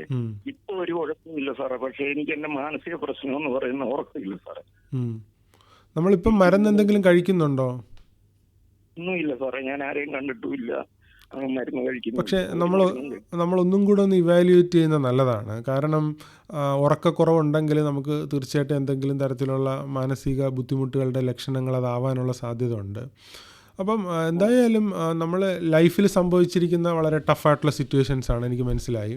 പക്ഷേ നമ്മളുടെ കൺട്രോളിലില്ലാത്ത കാര്യങ്ങൾ പലതും സംഭവിച്ചിട്ടുണ്ട്, ഇല്ല എന്ന് ഞാൻ പറയുന്നില്ല. എനിവേ അതെല്ലാം നമ്മൾ പല രീതിയിൽ മാനേജ് ചെയ്താണ് വന്നിരിക്കുന്നത്. അപ്പം നമ്മുടെ പാസ്റ്റിലേക്ക് നമ്മൾ തിരിഞ്ഞ് അതുകൊണ്ടാണ് എൻ്റെ ലൈഫ് ഇങ്ങനെ ആയത്. ഓക്കെ, പാർഷ്യലി അങ്ങനെ ആയിരിക്കാം. പക്ഷേ നമ്മളെ ലൈഫിന്, ഫ്യൂച്ചറിനെ എപ്പോഴും ഹെൽപ്പ് ചെയ്യുന്നത് പാസ്റ്റ് നമ്മളെ ഫ്യൂച്ചറിനെ കൺട്രോൾ ചെയ്യുന്നില്ല എന്നുള്ള രീതിയിൽ നമ്മൾ മുന്നോട്ട് പോകുമ്പോഴാണ്. അപ്പം തീർച്ചയായിട്ടും നമ്മൾ ഫാമിലിയുമായിട്ടും നല്ല ഒരു ബന്ധം തുടരുക. കുഴപ്പമില്ല സാറേ. പക്ഷെ ഈ ആൾക്കാരുടെ മുഖത്ത് നോക്കുമ്പോൾ ഒരു അപകർഷതാബോധം സാറേ. കാരണം ഞാനൊരു കുറ്റക്കാരനായല്ലോ എന്നുള്ള ഒരു അല്ല, പക്ഷെ അത് നമ്മൾ പ്രൂവ് ചെയ്തല്ലോ, കുറ്റക്കാരനല്ല എന്നുള്ളത് നമ്മൾ പ്രൂവ് ചെയ്തല്ലോ. വെറുതെ വിട്ടു, യാതൊരു കുറ്റമില്ല, വെറുതെ വിട്ടു. അതെ അതെ. അപ്പോൾ അത് നമ്മൾ എപ്പോഴും അങ്ങനെ വന്നിട്ടുണ്ടെങ്കിൽ, നമ്മൾ അങ്ങനെ അല്ലാതെ ജീവിച്ച് നമ്മൾ മുന്നോട്ട് പോകുമ്പോൾ സൊസൈറ്റി, നമുക്ക് ചുറ്റുമുള്ള ആൾക്കാർ കുറച്ച് നാൾ കഴിയുമ്പം ഈവൻ അങ്ങനെ അല്ലാത്ത സിറ്റുവേഷൻ ആയതുകൊണ്ട് അവർ തിരിഞ്ഞ് മാറി വരും. അപ്പോൾ നമ്മൾ അങ്ങനെ തന്നെ ലേബൽ ചെയ്ത് നമ്മൾ മുന്നോട്ട് പോകാതെ നമ്മൾ നമ്മുടെ ലൈഫ് കുറേ കൂടെ ബെറ്ററായിട്ട് കണ്ടക്ട് ചെയ്ത് മുന്നോട്ട് പോകാൻ വേണ്ടിയിട്ട് ശ്രമിക്കുക. അപ്പോൾ തൽക്കാലം നമുക്ക് ചുറ്റുമുള്ള ആൾക്കാരൊക്കെ നമ്മളെക്കുറിച്ച് നെഗറ്റീവായിട്ടുള്ള കാര്യങ്ങൾ പറയുമെങ്കിലും കൺസിസ്റ്റൻ്റായിട്ട് നമ്മൾ ലൈഫ് അപ്രൈറ്റായിട്ട് അല്ലെങ്കിൽ എയിമിങ് അപ്പായിട്ട് നമ്മൾ മുന്നോട്ട് കൊണ്ടുപോകണമെങ്കിൽ സബ്സിക്വൻ്റ്ലി അവർ നമ്മളെക്കുറിച്ചുള്ള അഭിപ്രായവും വിലയിരുത്തലും ലേബലിങ്ങും ഒക്കെ മാറ്റി കുറേ കൂടെ ബെറ്റർ ആയിട്ടുള്ള ഒപ്പീനിയനിലേക്ക് വരും. എപ്പോഴും മറ്റുള്ളവർ നമ്മളെക്കുറിച്ച് എന്ത് പറയുന്നു എന്നുള്ളതിനേക്കാൾ ഉപരി നമ്മൾ ഓണസ്റ്റായിട്ടും ഫെയ്ത്ത്ഫുള്ളായിട്ടും സിൻസിയറായിട്ടും ലൈഫ് കണ്ടക്ട് ചെയ്യുന്നു എന്നുള്ളതാണ് ഏറ്റവും പ്രധാനപ്പെട്ട കാര്യം. അപ്പോൾ അതിനകത്ത് പ്രാഥമികമായിട്ടുള്ള പ്രാധാന്യം കൊടുക്കുക. ആസ് എ ഹസ്ബൻഡ് എന്നുള്ള നിലയിൽ, ആസ് എ ഫാദർ എന്നുള്ള നിലയിൽ നമ്മൾ ചെയ്യുന്ന കാര്യങ്ങൾക്കകത്തൊക്കെ ഒരു ഫുൾഫിൽമെൻറ്റ് കണ്ടെത്താൻ വേണ്ടിയിട്ട് ശ്രമിക്കുക. കുറേ കൂടെ ബെറ്റർ ആയിട്ടുള്ള ഒരു ഹസ്ബൻഡ് ആവാൻ വേണ്ടിയിട്ട് ശ്രമിക്കുക. കുറേ കൂടെ ബെറ്റർ ആയിട്ടുള്ള ഒരു ഫാദർ ആവാൻ വേണ്ടിയിട്ട് ശ്രമിക്കുക. അങ്ങനെ നമ്മൾ ജീവിച്ചിരിക്കുന്നതിനൊരു സിഗ്നിഫിക്കൻസും മീനിങ്ങും കണ്ടെത്തി മുന്നോട്ട് കൊണ്ടുപോവുകയാണെങ്കിലും ഒപ്പം നമുക്ക് നേരിടുന്ന സിവിയറായിട്ടുള്ള ബുദ്ധിമുട്ടുകൾക്ക് മെഡിസിനോ അങ്ങനെ എന്തെങ്കിലും മെൻ്റൽ ഹെൽത്ത് പ്രൊഫഷണൽസിൻ്റെ സപ്പോർട്ടും കൂടെ എടുക്കുകയാണെങ്കിൽ കുറച്ചുകൂടെ ബെറ്റർ ആയിട്ടുള്ള ലൈഫ് നമുക്ക് ഉണ്ടാക്കാൻ കഴിയുമെന്നാണ് ഞാൻ വിശ്വസിക്കുന്നത്. സാറേ, കാരണം ഈ ജനിച്ച സ്ഥലത്ത് എൻ്റെ വീട്ടിൽ വെച്ച് 110 പിള്ളേർക്ക് ഞാൻ ട്യൂഷൻ എടുത്തിട്ടുള്ള സാറേ, 110ഓളം പിള്ളേർക്ക്. ഓക്കെ. അപ്പം അങ്ങനെയുള്ള ഒരു മാനസികാവസ്ഥ വന്നു കഴിഞ്ഞപ്പോൾ സാറേ ഈ ചെവി ഊതി അടയ്ക്കുക, പിന്നെ രാത്രി ഇങ്ങനെ എന്തോ ഈ ശബ്ദം കേട്ടുകൊണ്ടിരിക്കുക, അതായത് പ്രസംഗിക്കുന്ന പോലെ പാട്ട് പോലെയൊക്കെ ദൂരെ ഇങ്ങനെ കേൾക്കുന്ന, പക്ഷെ അങ്ങനെ ഒരു സംഭവം ഇല്ല. അല്ല, അത് മാനസിക ബുദ്ധിമുട്ടുകളുടെ ചില ലക്ഷണങ്ങളാണ്, ഹലൂസിനേഷൻസ് എന്നൊക്കെ പറയും. അപ്പോൾ അത് നമ്മൾ തീർച്ചയായിട്ടും എത്രയും പെട്ടെന്ന് ഒരു സൈക്കാട്രിസ്റ്റിനെ കണ്ടു കഴിഞ്ഞാൽ നമ്മളിപ്പം നേരിടുന്ന ബുദ്ധിമുട്ടുകൾക്ക് വേണ്ടുന്നതായിട്ടുള്ള ഫാർമക്കോളജിക്കൽ സപ്പോർട്ട്, അതായത് മരുന്ന് നിങ്ങൾക്ക് തരും, നമുക്ക് ഉറക്കം കുറേ കൂടെ ബെറ്റർ ആവുന്നതിനും നിലവിലുള്ള നമ്മുടെ മാനസികാവസ്ഥ കുറേ കൂടെ മെച്ചപ്പെടുത്തുന്നതിനും സാധിക്കുമെന്നുള്ളത് തീർച്ചയായ കാര്യമാണ്. അപ്പോൾ അതുകൊണ്ട് എത്രയും പെട്ടെന്ന് നമുക്ക് ഇത്രയും ബുദ്ധിമുട്ടുകൾ ഉള്ള സ്ഥിതിക്ക് ഒരു സൈക്കാട്രിസ്റ്റിനെ കാണുന്നത് വളരെ നല്ലതാണ്. തീർച്ചയായും. Thank you. ഓക്കെ, വിളിച്ചതിന് നന്ദി സാർ. ഇപ്പോൾ ഒരുപാട് ആൾക്കാരെ വിഷമിപ്പിക്കുന്ന ഒരു കാര്യമാണ് വിഷാദം എന്നൊരവസ്ഥ, ഡിപ്രഷൻ. ഇപ്പോൾ കുട്ടികളോട് ചോദിച്ചാലും ഡിപ്രഷനാണ്, ഇപ്പോൾ വയസ്സായ ആൾക്കാരോട് ചോദിച്ചാലും ഡിപ്രഷനാണ്, എല്ലാവർക്കും ഡിപ്രഷനാണ്. അപ്പോൾ എന്താണ് ഡിപ്രഷൻ്റെ പൊതുവായ ലക്ഷണങ്ങൾ? നമുക്ക് എങ്ങനെയാണ് ഇതിലൊരു മെഡിക്കൽ അഡ്വൈസ് സീക്ക് ചെയ്യാനായിട്ട് സാധിക്കുക? തീർച്ചയായിട്ടും. ഇപ്പോൾ ഡിപ്രഷൻ ഒരു ഫാഷനബിൾ വേർഡായിട്ടുണ്ട്. പണ്ട് ഡിസപ്പോയിൻറ്റഡ് ആണ്, അല്ലെങ്കിൽ സാഡാണ്, എനിക്ക് ചെറിയ വിഷമമുണ്ട്, ടെൻഷനുണ്ട്, ഈ വേർഡുകളെല്ലാം റീപ്ലേസ് ചെയ്തിട്ടാണ് ഇന്ന് ഡിപ്രഷൻ എന്ന് പറയുന്ന വാക്ക് വന്നിരിക്കുന്നത്. പക്ഷേ യഥാർത്ഥത്തിൽ ക്ലിനിക്കലി സിഗ്നിഫിക്കൻ്റ് ആയിട്ടുള്ള ഡിപ്രഷന് പ്രധാനമായും 3 ക്രൈറ്റീരിയ ആണ് പറയുന്നത്. ഒന്ന്, നേരത്തെ ഒരു കോളർ സൂചിപ്പിച്ചതുപോലെ ഒരു ലോസ് ഓഫ് ഇൻട്രസ്റ്റ്, നമുക്കൊന്നും ചെയ്യാനുള്ള ഒരു താല്പര്യമോ എന്ത് ചെയ്താലും നമുക്ക് സന്തോഷം കിട്ടാത്ത അവസ്ഥ. 2, നമ്മുടെ മൂഡ് ഡിപ്രസ്ഡ് ആയിട്ടിരിക്കുക. 3 എന്ന് പറയുന്നത് നമുക്ക് ഫെറ്റീഗ്, കലശലായ ക്ഷീണം ഉണ്ടാവുക. അപ്പോൾ ഇതൊക്കെയാണ് പ്രധാനമായിട്ടും ഡിപ്രഷൻ്റെ ട്രയഡ് അല്ലെങ്കിൽ 3 പ്രധാനപ്പെട്ട ലക്ഷണങ്ങളായിട്ട് പൊതുവിൽ കാണുന്നത്. ഒരാൾക്ക് എങ്ങനെ മനസ്സിലാക്കാനായിട്ട് സാധിക്കും സ്വയമേ തന്നെ ഞാനിപ്പോൾ ഡിപ്രഷനിലാണ് എന്ന്? ഇപ്പോൾ സാറ് പറഞ്ഞ പോലെ ഫാഷനബിളായിട്ട് ഡിപ്രസ്ഡ് ആണ് എന്ന് പറയുന്നതല്ല, ജെന്യുവിൻലി ഒരാൾക്ക് തോന്നുകയാണ് എനിക്ക് ഡിപ്രഷനാണ് എന്ന് അയാൾ സ്വയം മനസ്സിലാക്കണമെങ്കിൽ എന്തൊക്കെയാണ്? മേജർലി ഇപ്പം നേരത്തെ പറഞ്ഞ ഈ സിംറ്റംസ് ഒക്കെ ഉണ്ടെങ്കിലും നമ്മുടെ ഡെയിലി ഫങ്ഷനിങ്ങിനെ ബാധിക്കുന്നില്ലെങ്കിൽ അതൊരിക്കലും ഒരു ക്ലിനിക്കലി സിഗ്നിഫിക്കൻ്റ് ആയിട്ടുള്ള ഡിപ്രഷനായിട്ട് പറയില്ല. ഇപ്പം എൻ്റെ മൂഡ് കുറച്ച് ലോ ആണ്, അല്ലെങ്കിൽ എല്ലാ കാര്യത്തിലും എനിക്ക് സന്തോഷം കണ്ടെത്താൻ പറ്റുന്നത്. ഇപ്പോൾ നമ്മൾ ലൈഫിൽ നേരിടുന്ന പല സൈക്കോ സോഷ്യൽ സ്ട്രെസ്സേഴ്സ് ഉണ്ടാവും, അതെല്ലാം നമ്മുടെ ലൈഫിനെയും നമ്മുടെ ഡെയിലി ഫങ്ഷനിങ്ങിനെയൊക്കെ ബാധിക്കാതിരിക്കാം. പക്ഷേ എനിക്ക് എൻ്റെ കാര്യങ്ങൾ ചെയ്യാൻ പറ്റുന്നുണ്ട്, അല്ലെങ്കിൽ ജോലിക്ക് പോകാൻ പറ്റുന്നുണ്ട്, എൻ്റെ വീട്ടിലെ ഹൗസ് ഹോൾഡ് റെസ്പോൺസിബിലിറ്റീസ് മീറ്റ് ചെയ്യാൻ പറ്റുന്നു, പക്ഷേ എൻ്റെ ഉള്ളിൽ ഈ പറഞ്ഞൊരു സ്ട്രെസ്സർ ആക്ട് ചെയ്യുന്നുണ്ട്. അപ്പോൾ അതൊരിക്കലും ഒരു ക്ലിനിക്കലി സിഗ്നിഫിക്കൻ്റ് ആയിട്ടുള്ള ഡിപ്രഷനായിട്ട് പറയില്ല. ഈ 2 ആഴ്ച തുടർച്ചയായിട്ട് ഇത് നിൽക്കുകയും അത് നമ്മുടെ ദൈനംദിന ഫങ്ഷനിങ്ങിനെ ബാധിക്കുകയും ചെയ്യുമ്പോഴാണ് എപ്പോഴും ഏത് സിംറ്റംസ് ആണെങ്കിലും അതൊരു സിഗ്നിഫിക്കൻ്റ് ആയിട്ടുള്ള ഒരു മെൻ്റൽ ഡിസോർഡറായിട്ട് മാറുന്നത്. അപ്പോൾ ഇത്തരം സാഹചര്യങ്ങളിൽ കൗൺസിലിങ്ങിൻ്റെ പ്രാധാന്യം എന്താണ്? അവർക്ക് തീർച്ചയായിട്ടും മോസ്റ്റ്ലി എന്തെങ്കിലും തരത്തിലുള്ള സൈക്കോ സോഷ്യൽ സ്ട്രെസ്സേഴ്സ് ഉണ്ടോ എന്നുള്ളതാണ് അസോസിയേറ്റ് ചെയ്ത്. അപ്പോൾ അത് എങ്ങനെ കുറേ കൂടെ ബെറ്ററായിട്ട് അഡ്രസ്സ് ചെയ്യാൻ പറ്റും, അല്ലെങ്കിൽ കുറേ കൂടെ കോപ്പിംഗ് സ്ട്രാറ്റജി ആണെങ്കിലും കുറേ കൂടെ ബെറ്ററായിട്ടുള്ള ലൈഫിലെ സിറ്റുവേഷൻസ് ചേഞ്ച് ചെയ്യുന്നതാണെങ്കിലും നിലവിലെ ലൈഫ് ഇങ്ങനെ കുറേ കൂടെ ബെറ്റർ ആക്കാൻ പറ്റും. അതൊക്കെയാണ് കൗൺസിലിങ്ങിൽ കൂടുതൽ ഹെൽപ്പ് ചെയ്യുന്നത്. അതുപോലെ തന്നെ റിലേഷൻഷിപ്പ്, ഇപ്പം നമ്മുടെ ഫാമിലി റിലേഷൻഷിപ്പ് വളരെ വളരെ ഇമ്പോർട്ടൻ്റ് ആണ്. ഒരാളുടെ മെൻ്റൽ ഹെൽത്ത് നോർമലായിട്ട് കൊണ്ടുപോകാൻ കൊണ്ടുപോകുന്നതിൽ അവരുടെ ഫാമിലി ഫങ്ഷനിങ്, മാരിറ്റൽ ഫങ്ഷനിങ് വളരെ വളരെ ഹെൽപ്ഫുള്ളാണ്. എപ്പോഴും ഈ മെൻ്റൽ ഹെൽത്തിൻ്റെ ഒരു ഗുഡ് പ്രോഗ്നോസിസ് ആയിട്ട് കാണുന്നത് മാരിറ്റൽ ഫാമിലി ലൈഫാണ്. അത് അവരുടെ മെൻ്റൽ പ്രോബ്ലംസിന് അല്ലെങ്കിൽ മെൻ്റൽ ഹെൽത്തിലുള്ള ഇഷ്യൂസിനെ കുറയ്ക്കുന്നതായിട്ടാണ് പഠനങ്ങളിലൊക്കെ കാണുന്നത്.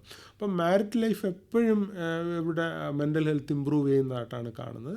അങ്ങനെ നമ്മളെ ലൈഫ് കുറേ കൂടെ ബാലൻസ്ഡ് ആയിട്ട് മുന്നോട്ട് കൊണ്ടുപോകാൻ ശ്രമിക്കുകയാണെങ്കിൽ, കുറേ കൂടെ ഫങ്ഷനിങ് ആക്കാൻ വേണ്ടിയിട്ട് ശ്രമിക്കുകയാണ്. ഇപ്പം കാണുന്ന വേറൊരു പ്രോബ്ലമാണ് സ്ക്രീൻ ടൈം ഭയങ്കര കൂടുതലാണ്. അതായത് ഓഫ്ലൈൻ ആയിട്ടുള്ള ഡയറക്റ്റ് ആയിട്ടുള്ള ഫേസ് ടു ഫേസ് കമ്മ്യൂണിക്കേഷൻസ് ഒക്കെ ഭയങ്കര കുറവാണ്. അപ്പോൾ ഒരു മാനിപ്പുലേറ്റീവ് ആയിട്ടുള്ള ഒരു ലൈഫാണ് അവർ ക്രിയേറ്റ് ചെയ്യുന്നത്. ഇപ്പം നമ്മൾ സോഷ്യൽ മീഡിയയിൽ സ്റ്റാറ്റസ് ഇടുന്ന പോസ്റ്റുകൾ നോക്കിയാലും നമ്മളുടെ റിയൽ ഇമേജ് അല്ല നമ്മൾ ഫിൽറ്റർ വെച്ചിട്ട് ഒരു എക്സാജുറേറ്റഡ് ആയിട്ടുള്ള ഇമേജാണ് നമ്മൾ പുറത്ത് കാണിക്കുക. അപ്പം നമ്മളുടെ ഉള്ളിൽ തന്നെ ഒരു കോൺഫ്ലിക്റ്റ് വരികയാണ്. അല്ലെങ്കിൽ വേറൊരാൾ പോസ്റ്റ് ചെയ്യുന്ന ഒരു പോസ്റ്റ് കാണുമ്പോൾ അവരുടെ റിയാലിറ്റി അല്ല പോസ്റ്റ് ചെയ്യുന്നത്. പക്ഷെ നമ്മൾ കമ്പയർ ചെയ്യുന്ന നമ്മുടെ റിയാലിറ്റിയും അവരുടെ എക്സാജുറേറ്റഡ് ആയിട്ടുള്ള പ്രൊജക്റ്റഡ് ഇമേജുമായിട്ടാണ് കമ്പയർ ചെയ്യുന്നത്. അത് നമ്മുടെ ഉള്ളിൽ വലിയ രീതിയിലുള്ളൊരു ഫ്രസ്ട്രേഷനും കാരണമാകും. അവനവനായിട്ടിരിക്കാൻ ഇൻസെക്യൂർ ആയിട്ടുള്ള ഒരു സിറ്റുവേഷൻ ആണുള്ളത്. അപ്പോൾ അതുകൊണ്ട് ഫിൽറ്റർ ഇടുന്നു. സാറ് പറഞ്ഞ പോലെ ഇൻസ്റ്റഗ്രാമിലും മറ്റ് സോഷ്യൽ മീഡിയകളിലും ഒക്കെ ആൾക്കാർ അവനവൻ്റെ ജീവിതം അല്ല കാണിക്കുന്നത്. പ്രൊജക്റ്റഡ് ആയിട്ടുള്ള ഒരു ഇമേജ് കാണിക്കുമ്പോൾ എനിക്ക് എന്തുകൊണ്ട് അതുപോലെ ആവാൻ പറ്റുന്നില്ല, നമ്മളുടെ റിയാലിറ്റിയുമായിട്ടാണ് അതിനെ കമ്പയർ ചെയ്യുന്നത്. അപ്പോൾ അത് വലിയ അന്തരം വരും. ഒപ്പം ഈ സോഷ്യൽ സ്റ്റാറ്റസ് എലിവേഷൻ എന്ന് പറയുന്ന ഫണ്ടമെന്റൽ മോട്ടിവേഷനും കൂടെ ആക്ട് ചെയ്യുമ്പോൾ ഇത് വലിയ രീതിയിൽ പ്രശ്നങ്ങളായി മാറുന്നു. അപ്പോൾ അവനവൻ്റെ പർപ്പസ് തിരിച്ചറിയുക, അവനവന് ചെയ്യാൻ പറ്റുന്ന കാര്യങ്ങൾ മൈൻഡ്ഫുൾ ആയിട്ട് ചെയ്യുക, സമൂഹത്തിലും കുടുംബത്തിലുള്ള ബന്ധങ്ങൾ വളരെ ഊർജ്ജസ്വലമായിട്ട് അതുപോലെ നമുക്ക് എന്തൊക്കെയാണ് ചെയ്യാൻ പറ്റുന്നത് ആ കാര്യങ്ങളിൽ കൂടുതൽ കോൺസെൻട്രേറ്റ് ചെയ്യുക. അഡിക്ഷൻ പോലുള്ള എക്സ്റ്റേണൽ സോഴ്സസിന് ഹാപ്പിനെസ്സിന് വേണ്ടി ഡിപ്പെൻഡ് ചെയ്യാതിരിക്കുക. ഇങ്ങനെയുള്ള കുറച്ച് കാര്യങ്ങൾ ചെയ്താൽ കുറേ കൂടെ ബെറ്റർ ആയിട്ടുള്ള ഒരു മാനസിക ആരോഗ്യം ഉറപ്പുവരുത്താനും ആകും, മെച്ചപ്പെട്ട ക്വാളിറ്റി ഉള്ള ഒരു ലൈഫ് എൻഷുർ ചെയ്യാനും ആകും എന്നുള്ളതാണ് താങ്കളിൽ നിന്ന് മനസ്സിലാക്കാനായിട്ട് സാധിച്ചത്. അപ്പോൾ ഈ ഒരു അവസരത്തിൽ ശ്രോതാക്കളുമായിട്ട് മെച്ചപ്പെട്ട ആരോഗ്യത്തിന് വേണ്ടി, മാനസികാരോഗ്യത്തിന് വേണ്ടിയിട്ട് അല്ലെങ്കിൽ അത് ഉറപ്പുവരുത്താനായിട്ട് എന്തെങ്കിലും പൊടിക്കൈകൾ, എന്തെങ്കിലും ടിപ്സോ സന്ദേശമായിട്ടോ പറയാനുണ്ടോ? നമ്മൾ ലൈഫിൽ എപ്പോഴും ജീവിച്ചിരിക്കുന്നതിനൊരു പർപ്പസ് ഉണ്ട് എന്നുള്ളത് നമ്മൾ റിയലൈസ് ചെയ്യുക എന്നുള്ളതാണ്.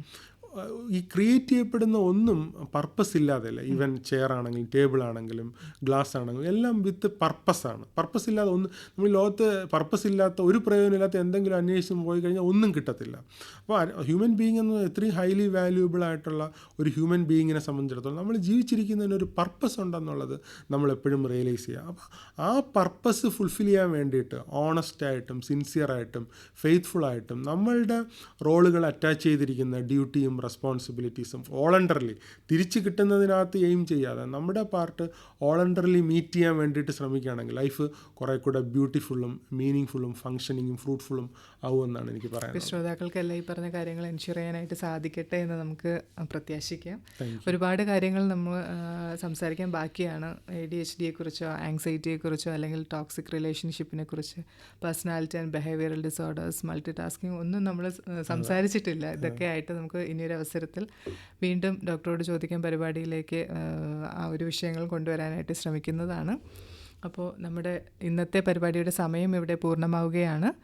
മാനസികാരോഗ്യം എങ്ങനെ മെച്ചപ്പെടുത്താം എന്ന വിഷയവുമായി ബന്ധപ്പെട്ട ഡോക്ടറോട് ചോദിക്കാം പരിപാടിയിൽ ശ്രോതാക്കളുടെ സംശയങ്ങൾക്ക് ഇതുവരെ മറുപടി നൽകിയത് കൺസൾട്ടൻറ്റ് സൈക്കോളജിസ്റ്റ് നിതിൻ AF ആണ്. അദ്ദേഹത്തിനും പരിപാടിയിലേക്ക് വിളിച്ച എല്ലാ ശ്രോതാക്കൾക്കും പരിപാടി കേട്ടുകൊണ്ടിരുന്ന മറ്റു ശ്രോതാക്കൾക്കും ആകാശവാണിയുടെ നന്ദി അറിയിക്കുകയാണ്. നന്ദി, നമസ്കാരം. മാനസികാരോഗ്യം എങ്ങനെ മെച്ചപ്പെടുത്താം, ഇതേക്കുറിച്ചുള്ള ശ്രോതാക്കളുടെ ചോദ്യങ്ങൾക്ക് മറുപടി നൽകിയത് കൺസൾട്ടൻറ്റ് സൈക്കോളജിസ്റ്റ് നിതിൻ AF. സ്റ്റുഡിയോയിൽ നിതിൻ AFനോട് സംസാരിച്ചത് MS ആശ. പരിപാടിക്ക് സാങ്കേതിക സഹായം നൽകിയത് ബിജു നെയ്യാറ്റിൻകര, സൈജു VS. സ്റ്റുഡിയോയിൽ ശോഭ BT.